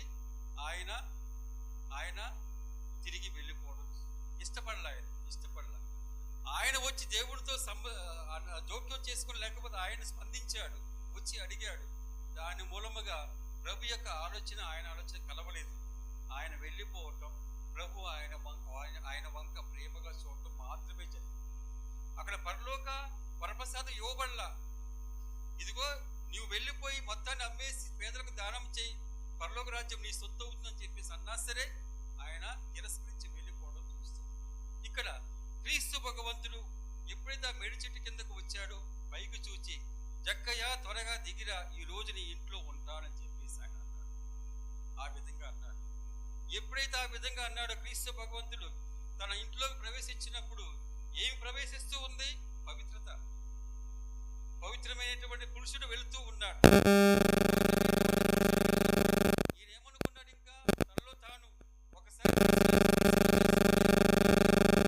నేను ప్రభువా, నేను పాపము చేసి తిని అన్యాయంగా సుంకం కట్టించుకున్నాను, అట్లాగే నేను ఈ విధంగా పేదలకు అన్యాయం చేశాను, నా ఆస్తిలో సగం మొత్తం ఇచ్చేస్తాను.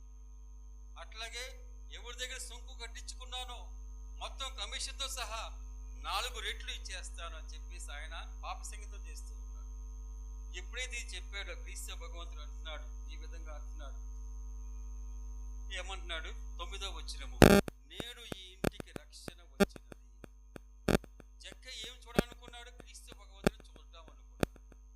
కానీ ఎప్పుడైతే యేసు ప్రభు జోక్యం చేసుకున్న వారి యొక్క అనుకూలతను బట్టి జోక్యం చేసుకున్నాడో ఆ ఇంటికి ఏమొచ్చింది? రక్షణ వచ్చింది. రక్షణ వచ్చింది. ఆ విధంగా రక్షణ వచ్చింది. ఎవరైతే వచ్చారో ఒకసారి కుష్ఠరోగి వచ్చేసి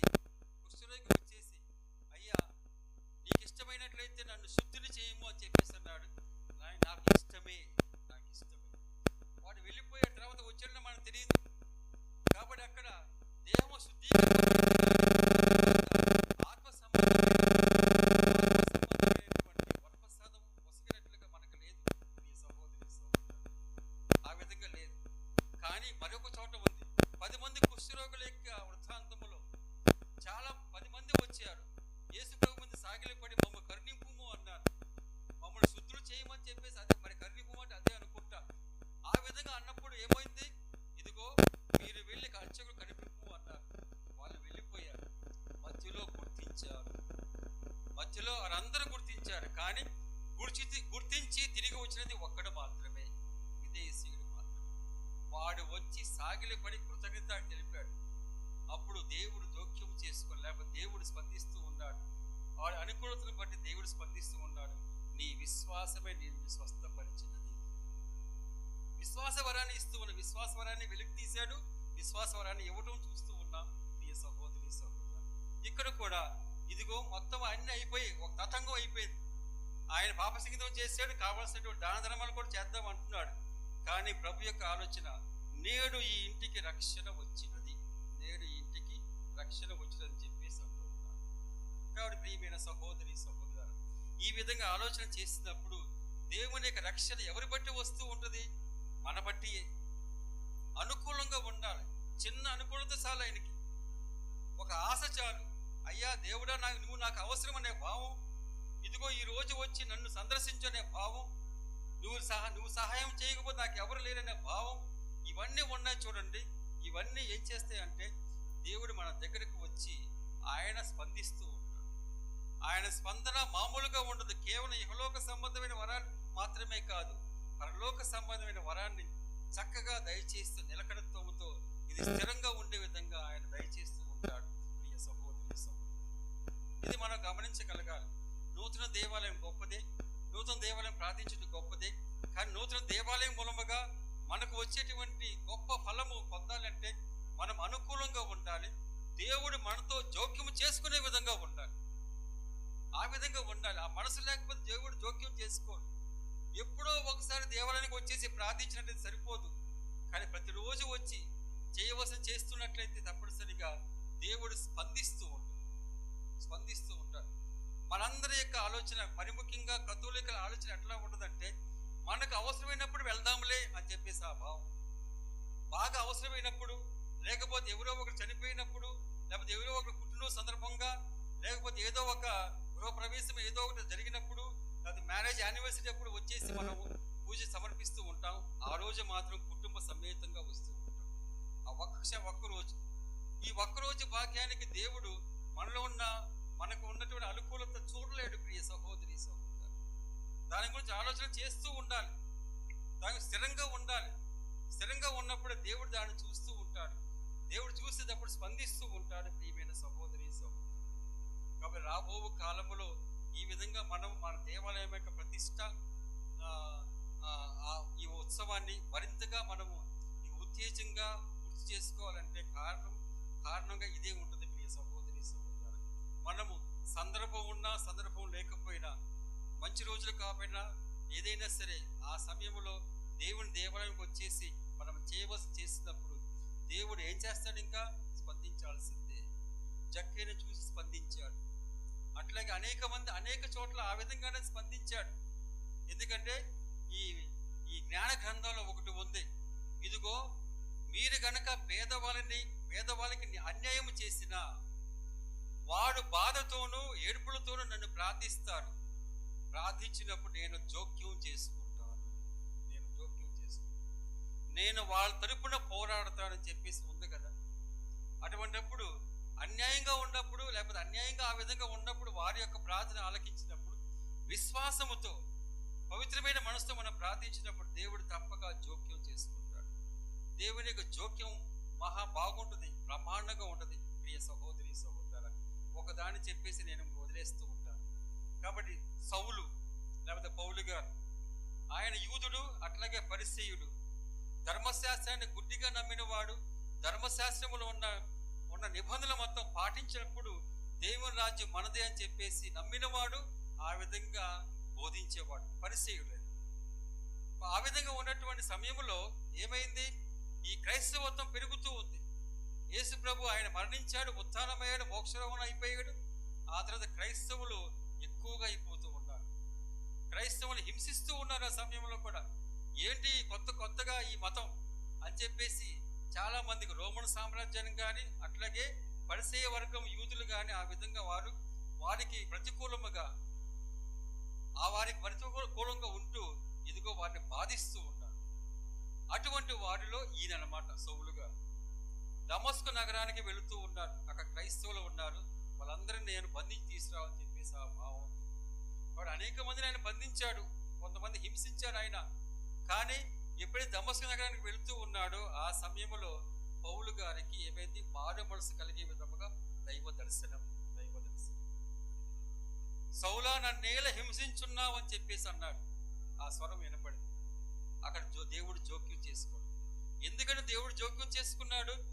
ఇక్కడ మొదటి క్రైస్తవులు వారు తాము హింసకు గురైనప్పుడు వాళ్ళు ప్రార్థించాడు, ప్రభువా ఈ హింస నుంచి మమ్మల్ని కాపాడు, మాకు కావలసిన ధైర్యాన్ని దయచేయి, ఈ హింసను తట్టుకునేటువంటి శక్తిని దయచేసి చెప్పేసి ప్రార్థించాడు.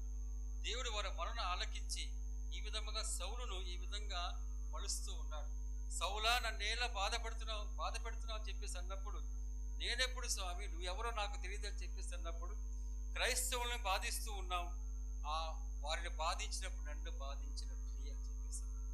కాబట్టి అప్పుడు ఆయన ఆలోచన చేసుకున్నాడు. ఆ సమయంలో ఏమైంది? దేవుడు జోక్యం చేసుకున్నాడు. కాబట్టి అక్కడ ఒకరికేమో అన్యాయము, ఇంకొకరికేమో అన్యాయం జరిగేటట్లుగా చేయలేదు ఆయన చేసినటువంటి విధానం చూడండి. ఇదిగో దమస్కు నగరంలో ఉన్న క్రైస్తవులను ఆయన కాపాడాడు. అదేవిధంగా హింసించడానికి వెళ్ళేటువంటి పౌలు గారిని కూడా ఆయన మలుచుకున్నాడు. రెండు విధాలుగా మంచి జరిగింది.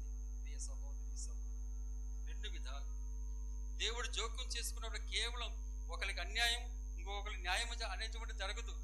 అందరికి న్యాయం కలిగే విధముగా జరుగుతూ ఉండదు. అది మనం పౌలు గారి జీవితంలో చూస్తూ ఉన్నాం.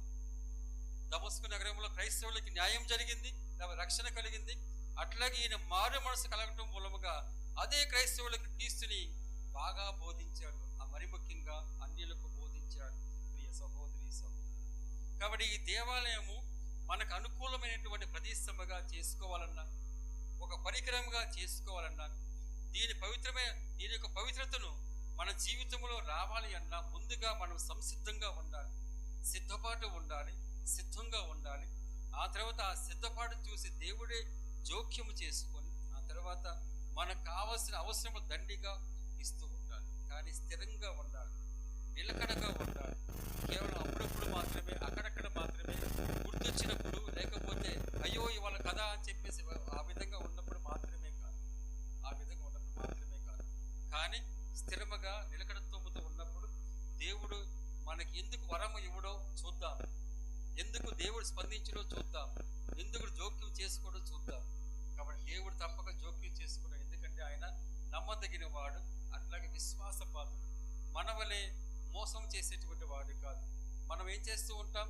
అయ్యా నువ్వు దేవుడవు, నేను నమ్ముతూ ఉన్నాను, నీకు విరుద్ధంగా పాపము చేశాను, ఇంకోసారి చేయను అంటాం. ఆ తర్వాత మళ్ళీ బయటికి వెళ్ళిన తర్వాత మామూలే, మామూలే. ఆ తర్వాత మళ్ళీ వస్తాం, అయ్యా నన్ను క్షమించు, ఈ విధంగా చేశాను, ఇప్పటి నుంచి నేను చేయను అని చెప్పేసి ఆ విధంగా. ఆ తర్వాత మళ్ళీ వెళ్ళిపోతూ ఉంటాం, మళ్ళీ అదే విధంగా వస్తూ ఉంటాం. అనగా మనం దేవుడు నమ్మదగిన వాడు, కానీ మనం నమ్మే విధంగా మనం జీవించాలి. కాబట్టి ప్రియ సహోదరి సహోదరులారా, ఈ దేవాలయం దేవుడిచ్చే గొప్ప బహుమానం. ఈ గొప్ప బహుమానాన్ని స్వీకరిద్దాం.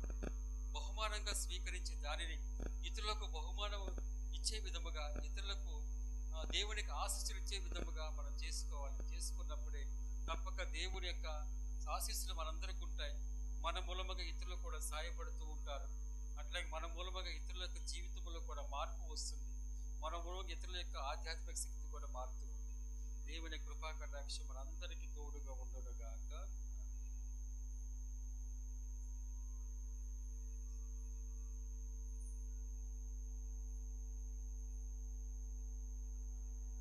దయచేసి అందరూ లేచి నిలబడి మన యొక్క విశ్వాసాన్ని ప్రకటించుకుందాం. పరలోకమును భూలోకమును సృష్టించిన సర్వశక్తి గల పితి అయిన సర్వేశ్వరుని విశ్వసించుచున్నాను. అతని యొక్క ఏకపుత్రుడును మన యొక్క నాథుడైన యేసుక్రీస్తుని విశ్వసించుచున్నాను. ఇతడు పవిత్రాత్మన గర్భమై కన్యమరియము నుండి పుట్టెను. పొంతి పిలాతు అధికారి కొట్టబడి మరణం పొంది సమాధిలో ఉంచబడెను. పాతాళమునకు దిగి మూడవ నాడు చనిపోయిన వారిని లేచెను. పరలోకమునికి సర్వశక్తి గల పితి అయిన సర్వేశ్వరుని కుడి ప్రక్కన కూర్చుని ఉన్నారు. అక్కడి నుండి జీవించు వారకును చనిపోయిన వారకును తీర్పు చేయుటకు వచ్చును. పవిత్రాత్మను విశ్వసించుచున్నాను. పరిశుద్ధ కథోలిక సభను పునీతుల సంబంధ ప్రయోజనమును విశ్వసించుచున్నాను. పాపముల మన్నింపును విశ్వసించుచున్నాను. శరీరం యొక్క ఉత్థానమును విశ్వసించుచున్నాను. నిత్య జీవమును విశ్వసించుచున్నాను. ఆమేన్. దయచేసి అందరూ కూడా రెండు చేతులు జోడించి కళ్ళు మూసుకొని ఈ విశ్వాసుల ప్రార్థనలో మనమందరం కూడా పాలు పంచుకోవడానికి ప్రయత్నం చేద్దాం. నా ఆలయము సకల జాతి జనులకు ప్రార్థనాలయంగా మారునని యావే దేవుడు మనందరికీ కూడా సెలవిస్తూ ఉన్నాడు. ఈ నూతన దేవాలయ ప్రతిష్ఠ సందర్భంగా మనం ముఖ్యముగా ప్రధానంగా 3 ప్రత్యేకమైనటువంటి కోరికలతో మనం దేవుని సన్నిధిలో ఈ దివ్య పూజాబలిలో పాలు పంచుకోవాలని తిరుసభ మనందరినీ కూడా ఆహ్వానిస్తుంది. 3 ప్రధానమైనటువంటి కోరికలు, అది వ్యక్తిగతం కావచ్చు, కుటుంబపరం కావచ్చు, లేకపోతే మన సంఘపరం కావచ్చు. 3 ప్రధానమైనటువంటి కోరికలు. ప్రతి ఒక్కరూ కూడా 2 చేతులు జోడించి అనంత కృపావరాలకు నిలమైన ఓ సర్వేశ్వర, కథోలిక మత ప్రపంచాన్ని పరిపాలిస్తున్నటువంటి లియో జగద్గురువును, కార్డినల్స్ను, అగ్రపీఠాధిపతులు, పీఠాధిపతులను, గురువులను, డీకన్ బ్రదర్ గారులను, వటవాసులను, ఉపాధ్యాయ ఉపదేశులను ప్రతి ఒక్కరిని దీవించండి. వీళ్ళకు కావలసినటువంటి దైవ జ్ఞానాన్ని, దైవ బలాన్ని ప్రసాదించి వీళ్ళందరూ కూడా నీకు సజీవ సాక్షులుగా నిలబడి అనుగ్రహాన్ని దయచేయమని అందరూ ఓ ప్రభువా మేము చేయి ప్రార్థన ఆలకించండి. ఈ తిరుహృదయ దేవాలయ ప్రతిష్టోత్సవానికి మరి రాలేకపోయినటువంటి మా ప్రియతమ పీఠాధిపతులు, మహాఘనత వహించిన జోసెఫ్ రాజారావు గారికి మంచి ఆయురారోగ్యాలను ప్రసాదించండి. ఆయన ఆలనా పాలనలో ఈ మేత్రాస్ను అన్ని విధాలుగా అభివృద్ధి చెందినట్లును, అందరూ సంతోషముగా ఆనందంగా దేవునికి ప్రియమైనటువంటి బిడ్డలుగా జీవించినట్లును కృప చేయమని అందరూ ఓ ప్రభువా మేము చేయి ప్రార్థన ఆలకించండి. ఈ తిరుహృదయ దేవాలయ ప్రతిష్టను చేసినటువంటి ఆనంద్ ఫాదర్ గారిని, కూడి వచ్చినటువంటి ప్రతి ఒక్క గురువును, ఆహ్వానించినటువంటి విచారణ గురువు ఫాదర్ రవికుమార్ గారిని ప్రత్యేకంగా దీవించండి. మేమందరం కూడా యవన ప్రాయంలో ఉన్నాము. ఉరుకురికి పని చేయగలిగినటువంటి శక్తిని, నీ ప్రజలను నీ వద్దకు ఆహ్వానించగలిగేటటువంటి శక్తిని, సామర్థ్యమును మా అందరికీ ప్రసాదించమని, మేమందరినీ కూడా ప్రేమించి అందరి యొక్క మనలను పొందుకుంటూ నీ యొక్క దీవెన పొందుకునేటటువంటి అదృష్టాన్ని మా ఈ గురువులందరికీ కూడా ప్రసాదించమని అందరూ ఓ ప్రభువా మేము చేయి ప్రార్థన ఆలకించండి.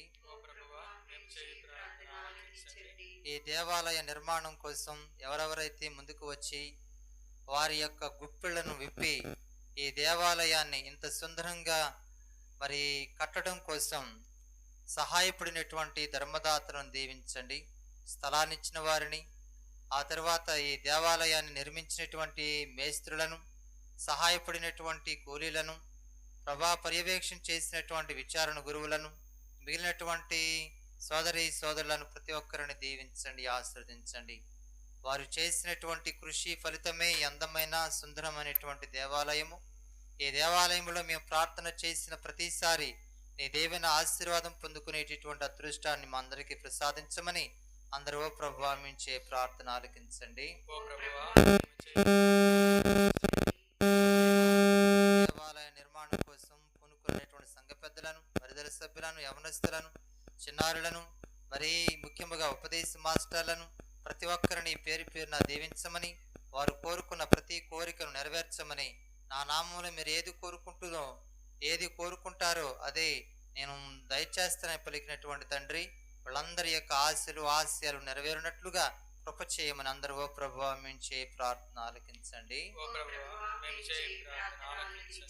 ఒక నిమిషం మౌనంగా ఉండి మన యొక్క వ్యక్తిగత, కుటుంబ, మన యొక్క సంఘ అవసరాల కొరకై ప్రార్థన చేయుదాము. 3 ప్రధానమైనటువంటి కోరికలు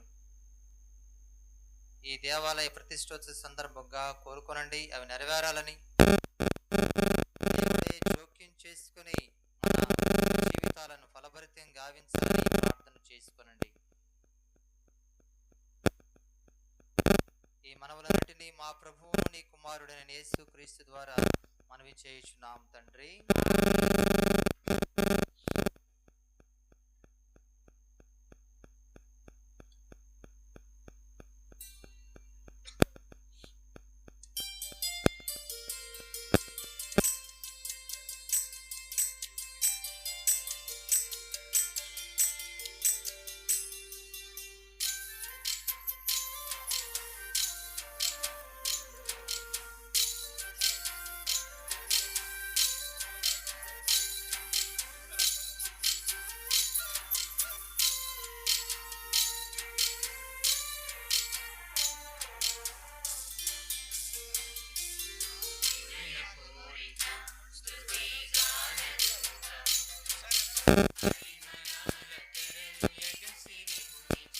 ఎవరైనా అర్పణలు తీసుకుని వస్తే పీఠం చెంతకు తీసుకురావాల్సిందిగా కోరుచున్నాం.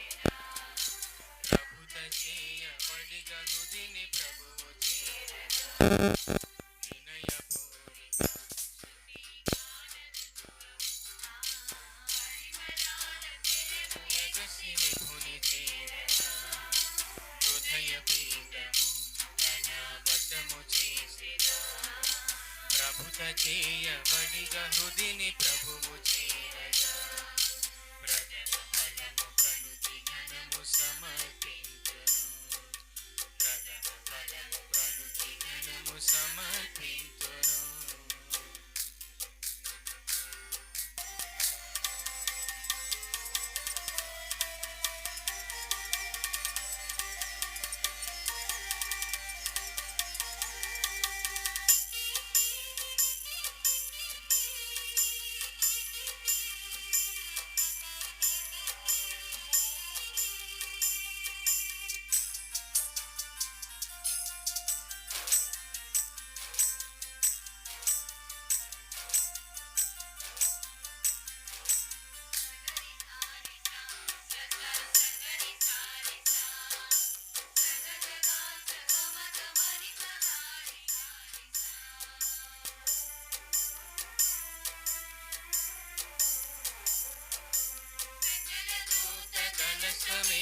గగన సీమను కొలువు తీరు దేవదేవ భువిని చేరగా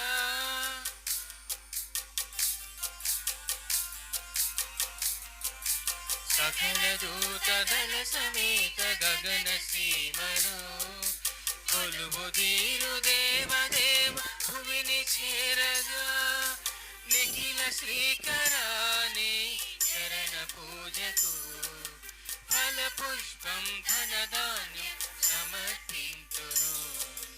నిఖిల శ్రీకరాని చరణ పూజకు ఫల పుష్పం ధనధాన్యం సమర్పించును.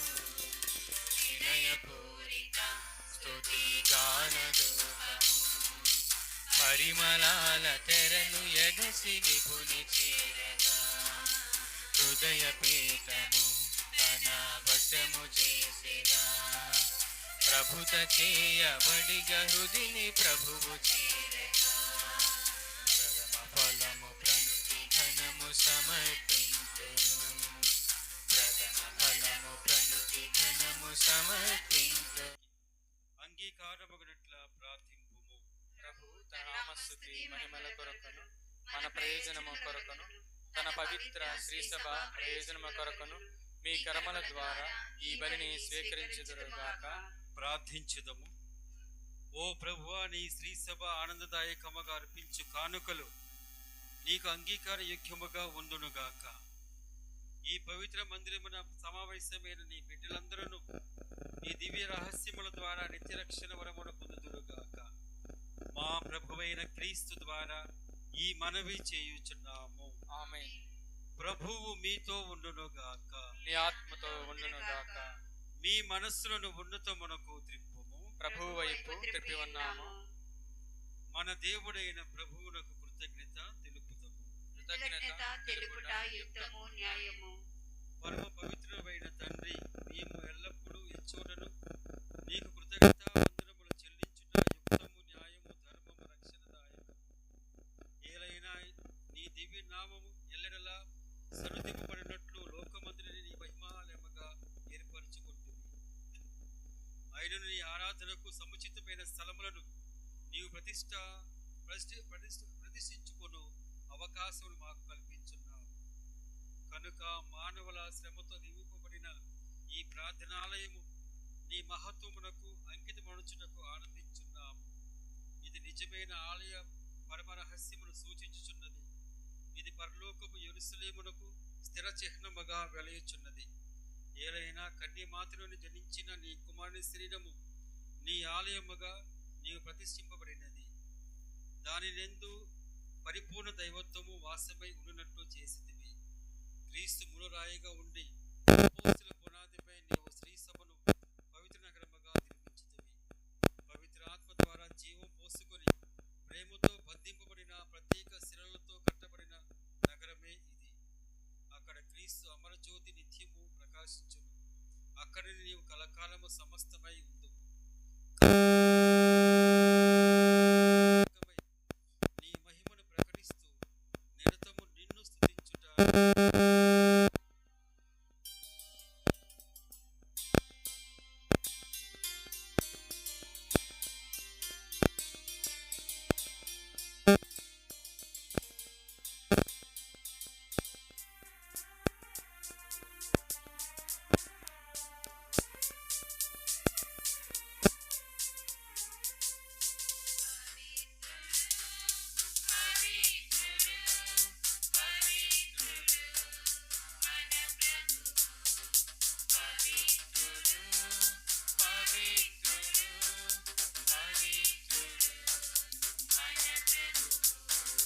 కళాధిపతి అయిన సర్వేశ్వరుడు పవిత్రుడు పవిత్రుడు పవిత్రుడు మన ప్రభువు. పరలోకమును భూలోకమును ఈ మహిమతో నిండి ఉన్నవి. మహోన్నతమున హోసానా మహోన్నతమున హోసానా. ప్రభువు నామమున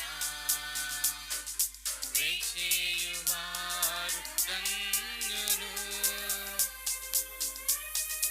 మహోన్నతమున హోసానా మహోన్నతమున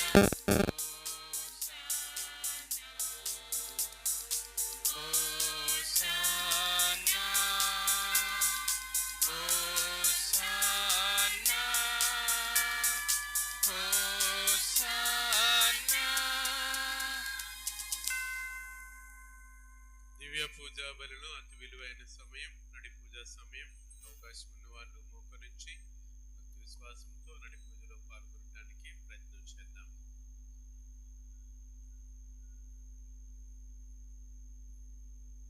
పావన పిత, నీవు నిఖముగా పవిత్రుడవు. నీ సృష్టి అంతే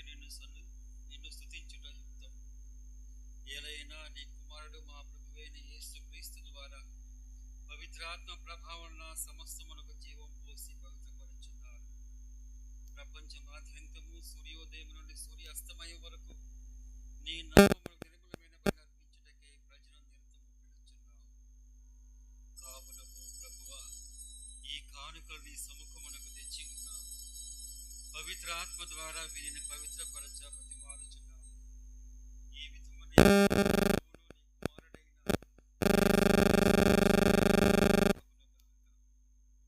అతని ఆజ్ఞ ప్రకారమే ఈ కృతజ్ఞత అర్చన నెరవేర్చుచున్నాము. అతడు అప్పగింపబడిన రాత్రి అప్పమును అందుకొని నీకు కృతజ్ఞతా వందనములు చెప్పి స్తుతించి త్రుంచి శిష్యులకి చూపిట్లు అనెను. మీరందరూ దీనిని తీసుకొని భుజింపుడు. ఏలైనా ఇది మీ కొరకు అప్పగింపబడనున్న నా శరీరం.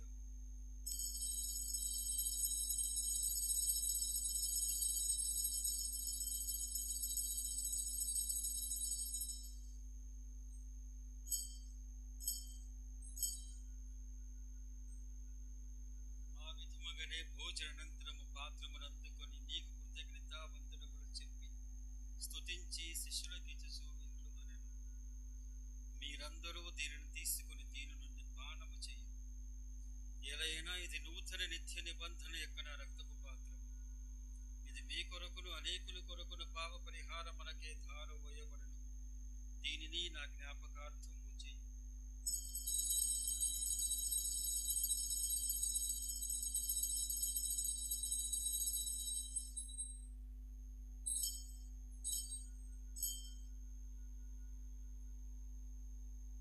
విశ్వాస రహస్యము. నీ మరణమును ప్రకటించెదము, నీ ఉత్థానమును చాటెదము. నీవు మరల వచ్చు వరకు వేచియుండుము. నీవు మరల వచ్చు వరకు వేచియుండుము. వేచియుండుము. వేచియుండుము. కనుక తండ్రి, నీ కుమారుని రక్షణాయుతమగు శ్రమలను అద్భుతమైన ఉత్థానమును మోక్షారోహణమును స్మరించుచు అతడు మరలా వేయించి ఎదురు చూచి మేము ఈ పవిత్ర జీవన బలిని కృతజ్ఞతతో నీకు అర్పించున్నాము. నీ పవిత్ర శ్రీ సేవక కానుకను ప్రీతితో వీక్షింప బ్రతిమాలుచున్నాము. తన మరణము ద్వారా మమ్మ నీతో సఖ్యపరిచిన నీ కుమారుని బలిని స్వీకరింపు. మేము అతని శరీర రక్తములతో పోషింపబడి పవిత్ర ఆత్మతో నింపబడి అతని యందు ఏక శరీరము ఏక మనస్సు కలిగి ఉన్నట్లా దయచు. వారే మమ్మ మీకు నిత్యార్పణముగా రూపొందించునుగాక. ఈ విధమున మీరెన్నుకొనిన పుణ్యాత్మలతోనూ ముఖ్యముగా పవిత్ర కన్యయు దేవమాత అయిన మరియమాతతోనూ ఆమె విరక్త భర్త అయిన పరిశుద్ధుడైన జోజప్ప గారితోనూ ధనులైన మీ అపోస్తులతోనూ వేద సాక్షులతోనూ సకల పునీతులతో పాటు మమ్మును మోక్ష భాగ్యమునకు వారసులను చేయము. ఎలైనా వీరి విజ్ఞాపన ప్రార్థన నిర్వధిక సహాయముపై మేము ఆధారపడి ఉన్నాము. ఓ ప్రభువా, మమ్ము నీతో సఖ్యపరచు ఈ బలి లోకమంతటికి శాంతిని శ్రేయస్సును ప్రసాదించినట్లు బ్రతిమాలుకొనుచున్నాము. ఈ లోకమున యాత్ర చేయు నీ శ్రీ సభను నీ సేవకుడకు మా లియో పోపు గారిని, మా జోసఫ్ రాజారావు బిషప్ గారిని, తదితర బిషప్ గారులను, గురువులందరినీ నీవు సంపాదించుకునిన ప్రజలందరినీ విశ్వాసమందును ప్రేమ యందును దృఢపరపుము. నీ చిత్త ప్రకారము నీ సమ్ముఖమున ఈ నూతన దేవాలయంలో చేరియున్న ఈ ప్రజల యొక్క మనవలను ఆలకించండి. దయగల తండ్రి, నలుదశలు చెదిరి నీ బిడ్డలందరినీ కనికరించి నీతో ఐక్యపరచుకొనండి.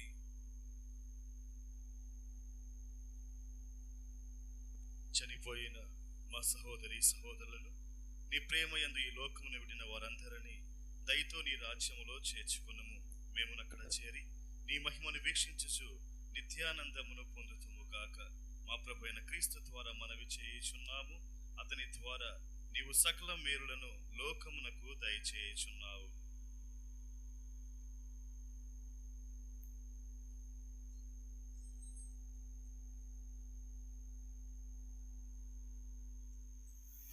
క్రీస్తు ద్వారా, క్రీస్తుతో, క్రీస్తునందు సర్వశక్తి గల పితైన సర్వేశ్వర పవిత్రాత్మతో ఏకమయుండు నీకు యుగ యుగములు గౌరవ మహిమలు కలుగునుగాక. గౌరవ మహిమలు కలుగునుగాక.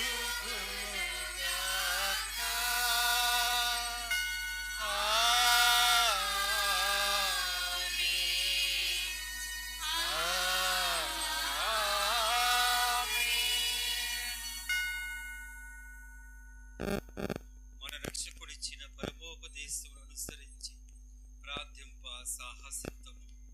పరలోకమందు మా యొక్క తండ్రి, మీ నామము పూజింపబడుగాక, మీ రాజ్యం వచ్చునుగాక, మీ చిత్తము పరలోకమందు నెరవేరునట్లు భూలోకమందును నెరవేరునుగాక.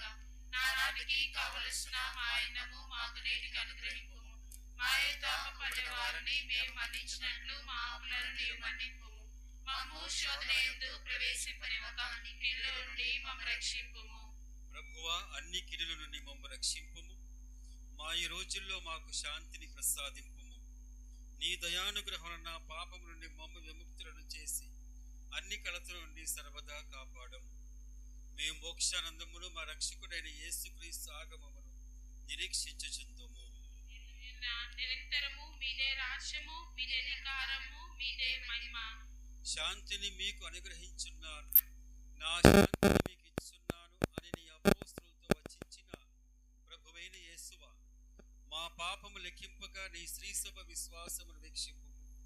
నీ చిత్త ప్రకారము నీ సభకు శాంతిని ఐక్యం అనుగ్రహింపు. యుగ యుగములో జీవించు పరిపాలించు ప్రభువా, ఆమేన్. ప్రభుని యొక్క శాంతి మీ అందరితో ఉండునుగాక. మీ ఆత్మతో ఉండునుగాక. ఒకరికొకరు సమాధానము తెలుపుకుందాం.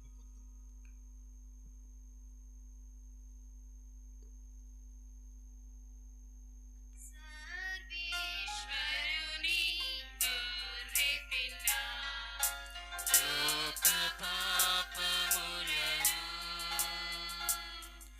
పరిహరించు ప్రభువా, మాకు దయచూపుము, మాకు దయచూపుము, మాకు దయచూపుము దేవా. సర్వేశ్వరుని గొర్రె పిల్ల, లోక పాపములను పరిహరించు ప్రభువా, మాకు దయచూపుము, మాకు దయచూపుము, మాకు దయచూపుము దేవా. సర్వేశ్వరుని గొర్రె పిల్ల, లోక పాపములను పరిహరించు ప్రభువా, మాకు శాంతిని, మాకు శాంతిని, మాకు శాంతిని దయచేయుము.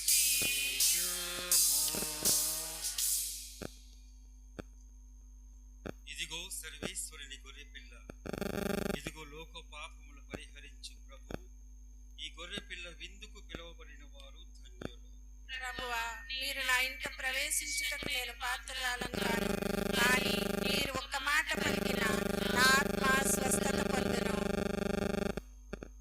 యేసు తిరు హృదయ నూతన దేవాలయ ప్రతిష్టకు విచ్చేసిన భక్తులకు, విశ్వాసులందరికీ మనవి. కథోలిక విశ్వాసులు ప్రసాదాన్ని స్వీకరించండి. మిగతా వాళ్ళు మీ స్థలాల్లో ఉండి ప్రార్థన చేసుకోవాల్సిందిగా మనం చేస్తున్నాము. దేవాలయం బయట ఉన్న వాళ్ళు అక్కడే ఉండండి. గురువుల ద్వారా దివ్య ప్రసాదం మీ దగ్గరికి తీసుకొని రాబడుతున్నది.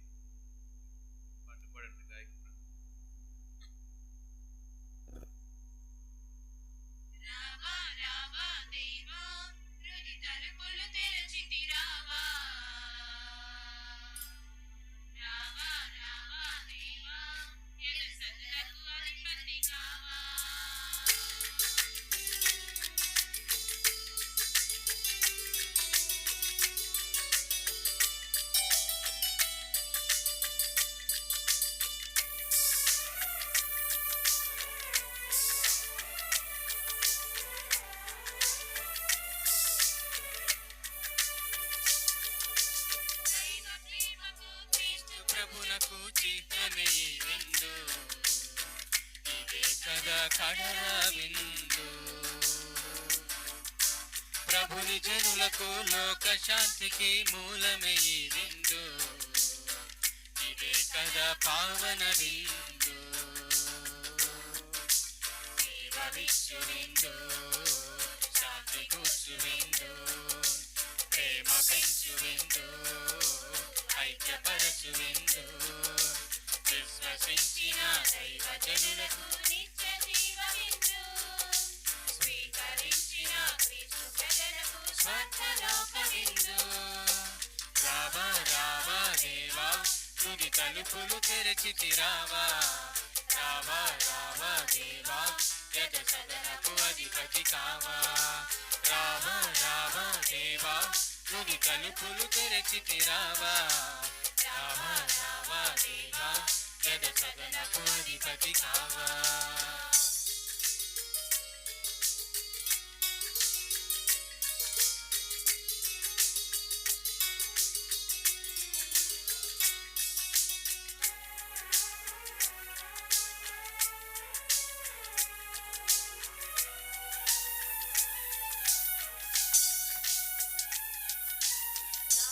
దేవుని ప్రేమకు చిహ్నమే విందు, ఇశ్రాయేలు జనములకు జీవమే ఈ విందు.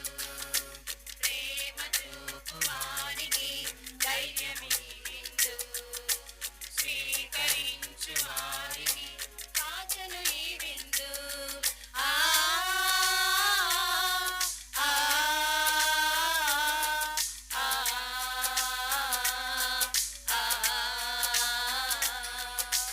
యావే దేవుని ప్రేమకు చిహ్నమే విందు, ఇశ్రాయేలు జనములకు జీవమే విందు.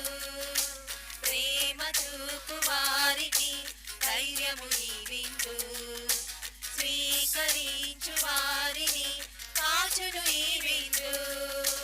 మానవ ప్రగతిని సాధించి దైవ జనులను పోషించి రక్షణ మార్గము చూపించి వాగ్దాన భూమిని నడిపించి పావనమైన దైవిక జీవనము.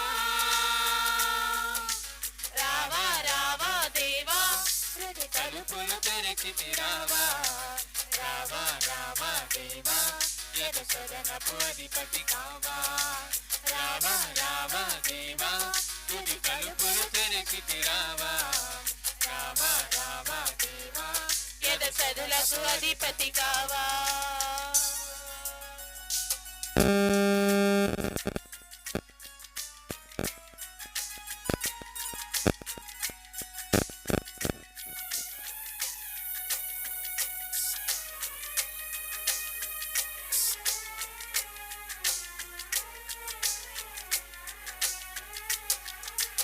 యేసుక్రీస్తు ప్రేమకు సాక్ష్యమే ఈ విందు, దైవరాజ్య స్థాపనలో మార్గమే ఈ విందు.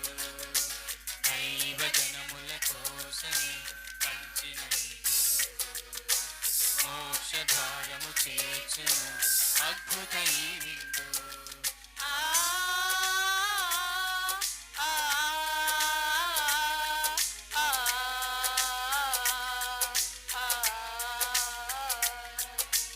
యేసుక్రీస్తుని ప్రేమకు సాక్ష్యమే విందు, దైవరాజ్య స్థాపనలో మార్గమే ఈ విందు. దైవ జనముల కోసమే పంచిన ఈ విందు, మోక్ష ద్వారము చేర్చును అద్భుత ఈ విందు.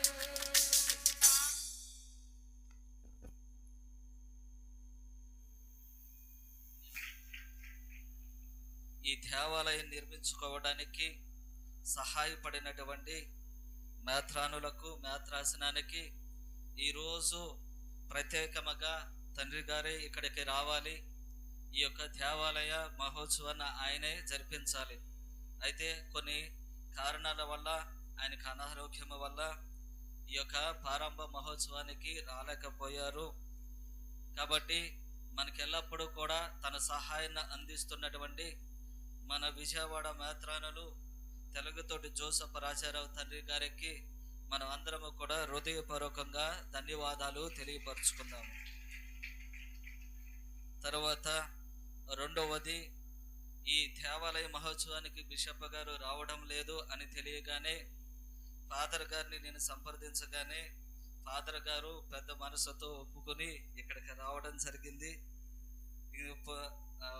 ప్రసంగంలో ఉపోద్ఘాతంలో చెప్పినటువంటి విధముగా ఫాదర్ గారే నన్ను సెమినరీకి పంపించారు.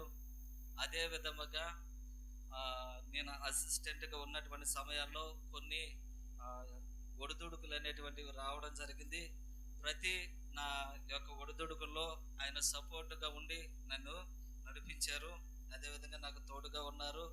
ఈరోజు కూడా ఇక్కడికి వచ్చి మన యొక్క ఈ యొక్క దేవాలయ మహోత్సవాన్ని జరిపించినందుకు మన మచిలీపట్నం వికార ఫారెన్లు ఫాదర్ బొడ్డు ఆనందబాబు గారికి మన అందరి తరపున, నా తరపున హృదయపూర్వక ధన్యవాదాలు తెలియపరుస్తూ ఉన్నాను. తర్వాత మన మీద ఉన్నటువంటి ప్రేమతో నేను పిలవగానే నా మీద ఉన్నటువంటి ప్రేమతో మన గురించి ప్రార్థించాలని ఈ చుట్టుపక్కల ఉన్నటువంటి మన ఇరుగు పొరుగు విచారణ గురువులు వారందరూ కూడా ఇక్కడికి రావడం జరిగింది. కాబట్టి వారందరికీ కూడా పేరు పేరున కూచిపూడి విచారణ కర్తలు జాకబ్ ఫాదర్ గారికి, అదేవిధంగా నా క్లాస్మేట్ నాతో పాటు చదువుకున్నటువంటి ఫాదర్ రాజేష్ గారికి, అదేవిధంగా నాగాయలంక విచారణ గురువులు ఫాదర్ దొడ్డ అనిల్ గారికి, అదే విధముగా అవునుగడ్డ విచారణ గురువులు అంటే మాలో ఒకడు, మేము ఆయన అనమాట. ఇక కాబట్టి ఎప్పుడు కూడా మాతోనే ఉంటూ ఉంటారు. ఈ దేవాలయం నేను వచ్చిన కాడి నుంచి ఈ దేవాలయం గురించి అప్పుడప్పుడు రావడం, అదేవిధంగా ఏమేమి కావాలని, అదేవిధంగా ఈ దేవాలయానికి కూడా ఈ 2 స్వరూపాలు ఆయనే ఇచ్చారు. ఈ 2 స్వరూపాలు కూడా ఆయన ఇచ్చారు. కాబట్టి అవునుగడ్డ విచారణ గురువులకు నా తరపున, మనందరి తరపున హృదయపూర్వక ధన్యవాదాలు తెలియపరుస్తూ ఉన్నాను. తర్వాత కోడూరు విచారణ గురువులు ఫాదర్ ప్రశాంత్ గారికి, అదే విధముగా విసనపేట దగ్గర నెహ్రూ లూర్ద్ నగర్ యొక్క విచారణ గురువులు బండి కిరణ్ గారికి, బండి కిరణ్ ఫాదర్ ఈ యొక్క పారిష్ అంతకు ముందు ఇక్కడే మన పక్కనే మన విచారణ దగ్గర ఉన్నటువంటి ఆ బోర్డింగ్లోనే ఆయన చదువుకున్నారు. ఇప్పుడు శారదా నగర్కి అక్కడికి ఆ విచారణకు సంబంధించినటువంటి వాళ్ళు అయ్యారు. కాబట్టి బండి కిరణ్ ఫాదర్కి, అదేవిధంగా నా క్లాస్మేట్ నాతో పాటు చదువుకున్నటువంటి ఫాదర్ సురేష్ గారికి, ఆయన కొండపావులూరు విచారణ గురువులు. కాబట్టి వీళ్ళందరికీ కూడా హృదయపూర్వకంగా మరొకసారి పేరు పేరున నా హృదయపూర్వక ధన్యవాదాలు తెలియపరుస్తూ ఉన్నాను. ఎంతో దూరమైనప్పటికీ కూడా, ప్రయాసమైనప్పటికీ కూడా వచ్చి మా అందరి కొరకు ప్రార్థన చేసి మా అందరి యొక్క ఆనందంలో పాలు పంచుకున్నందుకు మీ అందరికీ కూడా హృదయపూర్వక ధన్యవాదాలు తెలియపరుస్తున్నాను. తర్వాత మరి ముఖ్యంగా భిక్షాల గారు అంటారు, ఇక్కడ ఆయన పేరు ఎన్న భిక్షాల గారు. జ్ఞానస్థానంలో ఆయన పేరు ఫ్రాన్సిస్ గారు. జ్ఞానస్థానంలో ఆయన పేరు ఫ్రాన్సిస్ గారు. ఈ స్థలాన్ని ఇచ్చి ఇక్కడ దేవాలయం నిర్మించాలని ఆయనకి ఎంతో ఆశ ఉంది. ఈ దేవాలయంలో దివ్య బలి పూజ చూడాలని ఎంతో కోరిక ఆయనకుంది. కాకపోతే కొన్ని పరిస్థితుల ప్రభావన లేకపోతే అనారోగ్య కారణముగా ఆయన మరణించడం జరిగింది. కాబట్టి నాకు తప్పనిసరిగా నేను అనుకుంటూ ఉన్నాను, ఈ యొక్క కార్యక్రమాన్ని అంతటిని కూడా పరలోకములు ఉండి ఆయన చూస్తూ ఉన్నాడు, ఆనందిస్తున్నాడు అనుకుంటూ ఉన్నాను. ఒకవేళ ఉత్తరించే స్థలములు ఉన్నట్లయితే కనుక ఈరోజు జరిగినటువంటి ఈ దివ్య బలి పూజ ద్వారా ఆయన పాప మన్నింపు జరిగి పరలోకానికి వెళుతాడు అని నమ్ముతూ ఉన్నాను. కాబట్టి ఆయనకి వారి సతీమణి అయినటువంటి ఎమేలమ్మ గారికి మన అందరి తరపున హృదయపూర్వక ధన్యవాదాలు తెలియపరుస్తూ ఉన్నాను.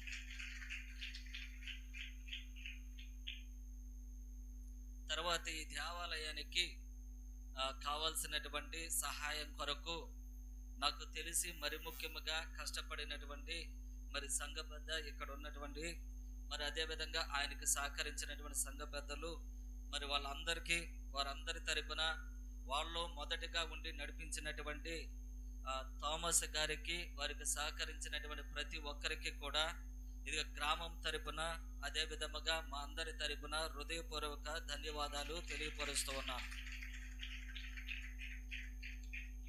అదేవిధంగా ఈ దేవాలయం నిర్మాణం కొరకు వారు వెళ్ళి అడిగినప్పుడు ప్రతి ఒక్కరు కూడా సహృదయంతో స్పందించినటువంటి ప్రతి దాతలకు కూడా వారి పేరు పేరున ఈరోజు తలుచుకుంటూ వారి కొరకు ప్రార్థన చేస్తూ వారందరికీ కూడా హృదయపూర్వక ధన్యవాదాలు తెలియపరుస్తూ ఉన్నాము. అదే విధముగా పాటలు పాడినటువంటి విచారణ గాయక బృందానికి, కీబోర్డు అదేవిధంగా ప్యాడ్ వాగించినటువంటి విల్సన్ గారికి, అదేవిధంగా వినయ్కి, సౌండ్ సిస్టమ్ వారికి, అదే విధముగా వివిధ గ్రామాల నుంచి వచ్చినటువంటి వారందరికీ కూడా నా హృదయపూర్వక ధన్యవాదాలు తెలియపరుస్తూ ఉన్నాను. మన కథోలిక విశ్వాసములో ఒక విశ్వాసం అనేటువంటి నమ్మకం అనేటువంటిది ఉంది. ఏంటిది అంటే, నూతనముగా మనం ఏదైనా దేవాలయానికి వెళ్ళినప్పుడు ఆ దేవాలయానికి వెళ్ళి మనం 3 కోరికలు కోరుకున్నట్లయితే కనుక దేవుడు అవి తప్పనిసరిగా తీరుస్తాడని. అదే మన విశ్వాస ప్రమాణంలో, ఆ విశ్వాస ప్రార్థనలో కూడా మనం విన్నాము. కాబట్టి ఈ అనంతరము ప్రతి ఒక్కరూ కూడా ఈ దేవాలయంలోకి వచ్చి మనకున్నటువంటి ప్రతి ప్రార్థించవలసిందిగా ప్రతి ఒక్కరిని కోరుతూ ఉన్నాను. అదే విధముగా ఈ పూజ అనంతరము భోజనాలు వచ్చినటువంటి వారికి అక్కడ రోడ్డు పక్కనే, రోడ్డు మీదే పెడుతూ ఉన్నారు. అదేవిధంగా వచ్చినటువంటి గురువులకు ఈ కుడివైపున దేవాలయం వచ్చినటువంటి గురువులకు భోజనాలు ఏర్పాటు చేయడం జరిగింది. కాబట్టి ప్రతి ఒక్కరు కూడా సమయపాలన పాటించి ఎవరు కూడా తోసుకోకుండా ప్రతి ఒక్కరు కూడా భోంచేసి దేవుని యొక్క దీవెనలు పొందవలసిందిగా ప్రతి ఒక్కరిని కోరుచున్నాము.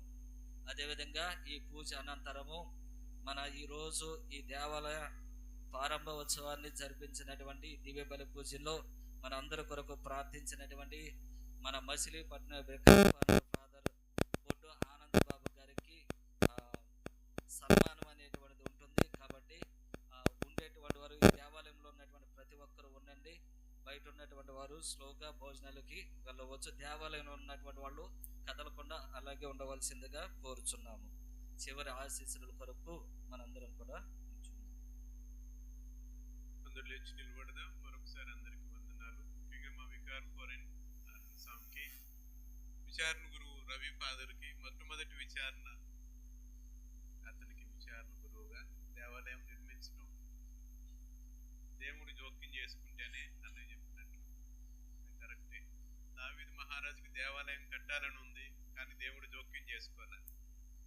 అలాగే ఈ దేవాలయాన్ని అప్పుడు విచారణ గురువులు మెస్పన్ జోసెఫ్ ఫాదర్ గారు ప్రయత్నం చేశారు. బాగా గుర్తు, జోజబా ఫాదర్ పేరు కూడా పెట్టారు. ఫౌండేషన్ స్టోన్ వేయడానికి మెస్పన్ జోసెఫ్ ఫాదర్ గారితో పాటు వచ్చాను. నేను కూడా ఇక్కడికి చేరస్తాను. జోసెఫ్ ఫాదర్ గారికి కృతజ్ఞతలు తెలియజేస్తూ, రవికి కూడా కృతజ్ఞతలు తెలియజేస్తూ, అందరికి ఆకలి అవుతుంది ఆ సంగతి నాకు తెలుసు. మరొకసారి అందరికీ కృతజ్ఞతలు.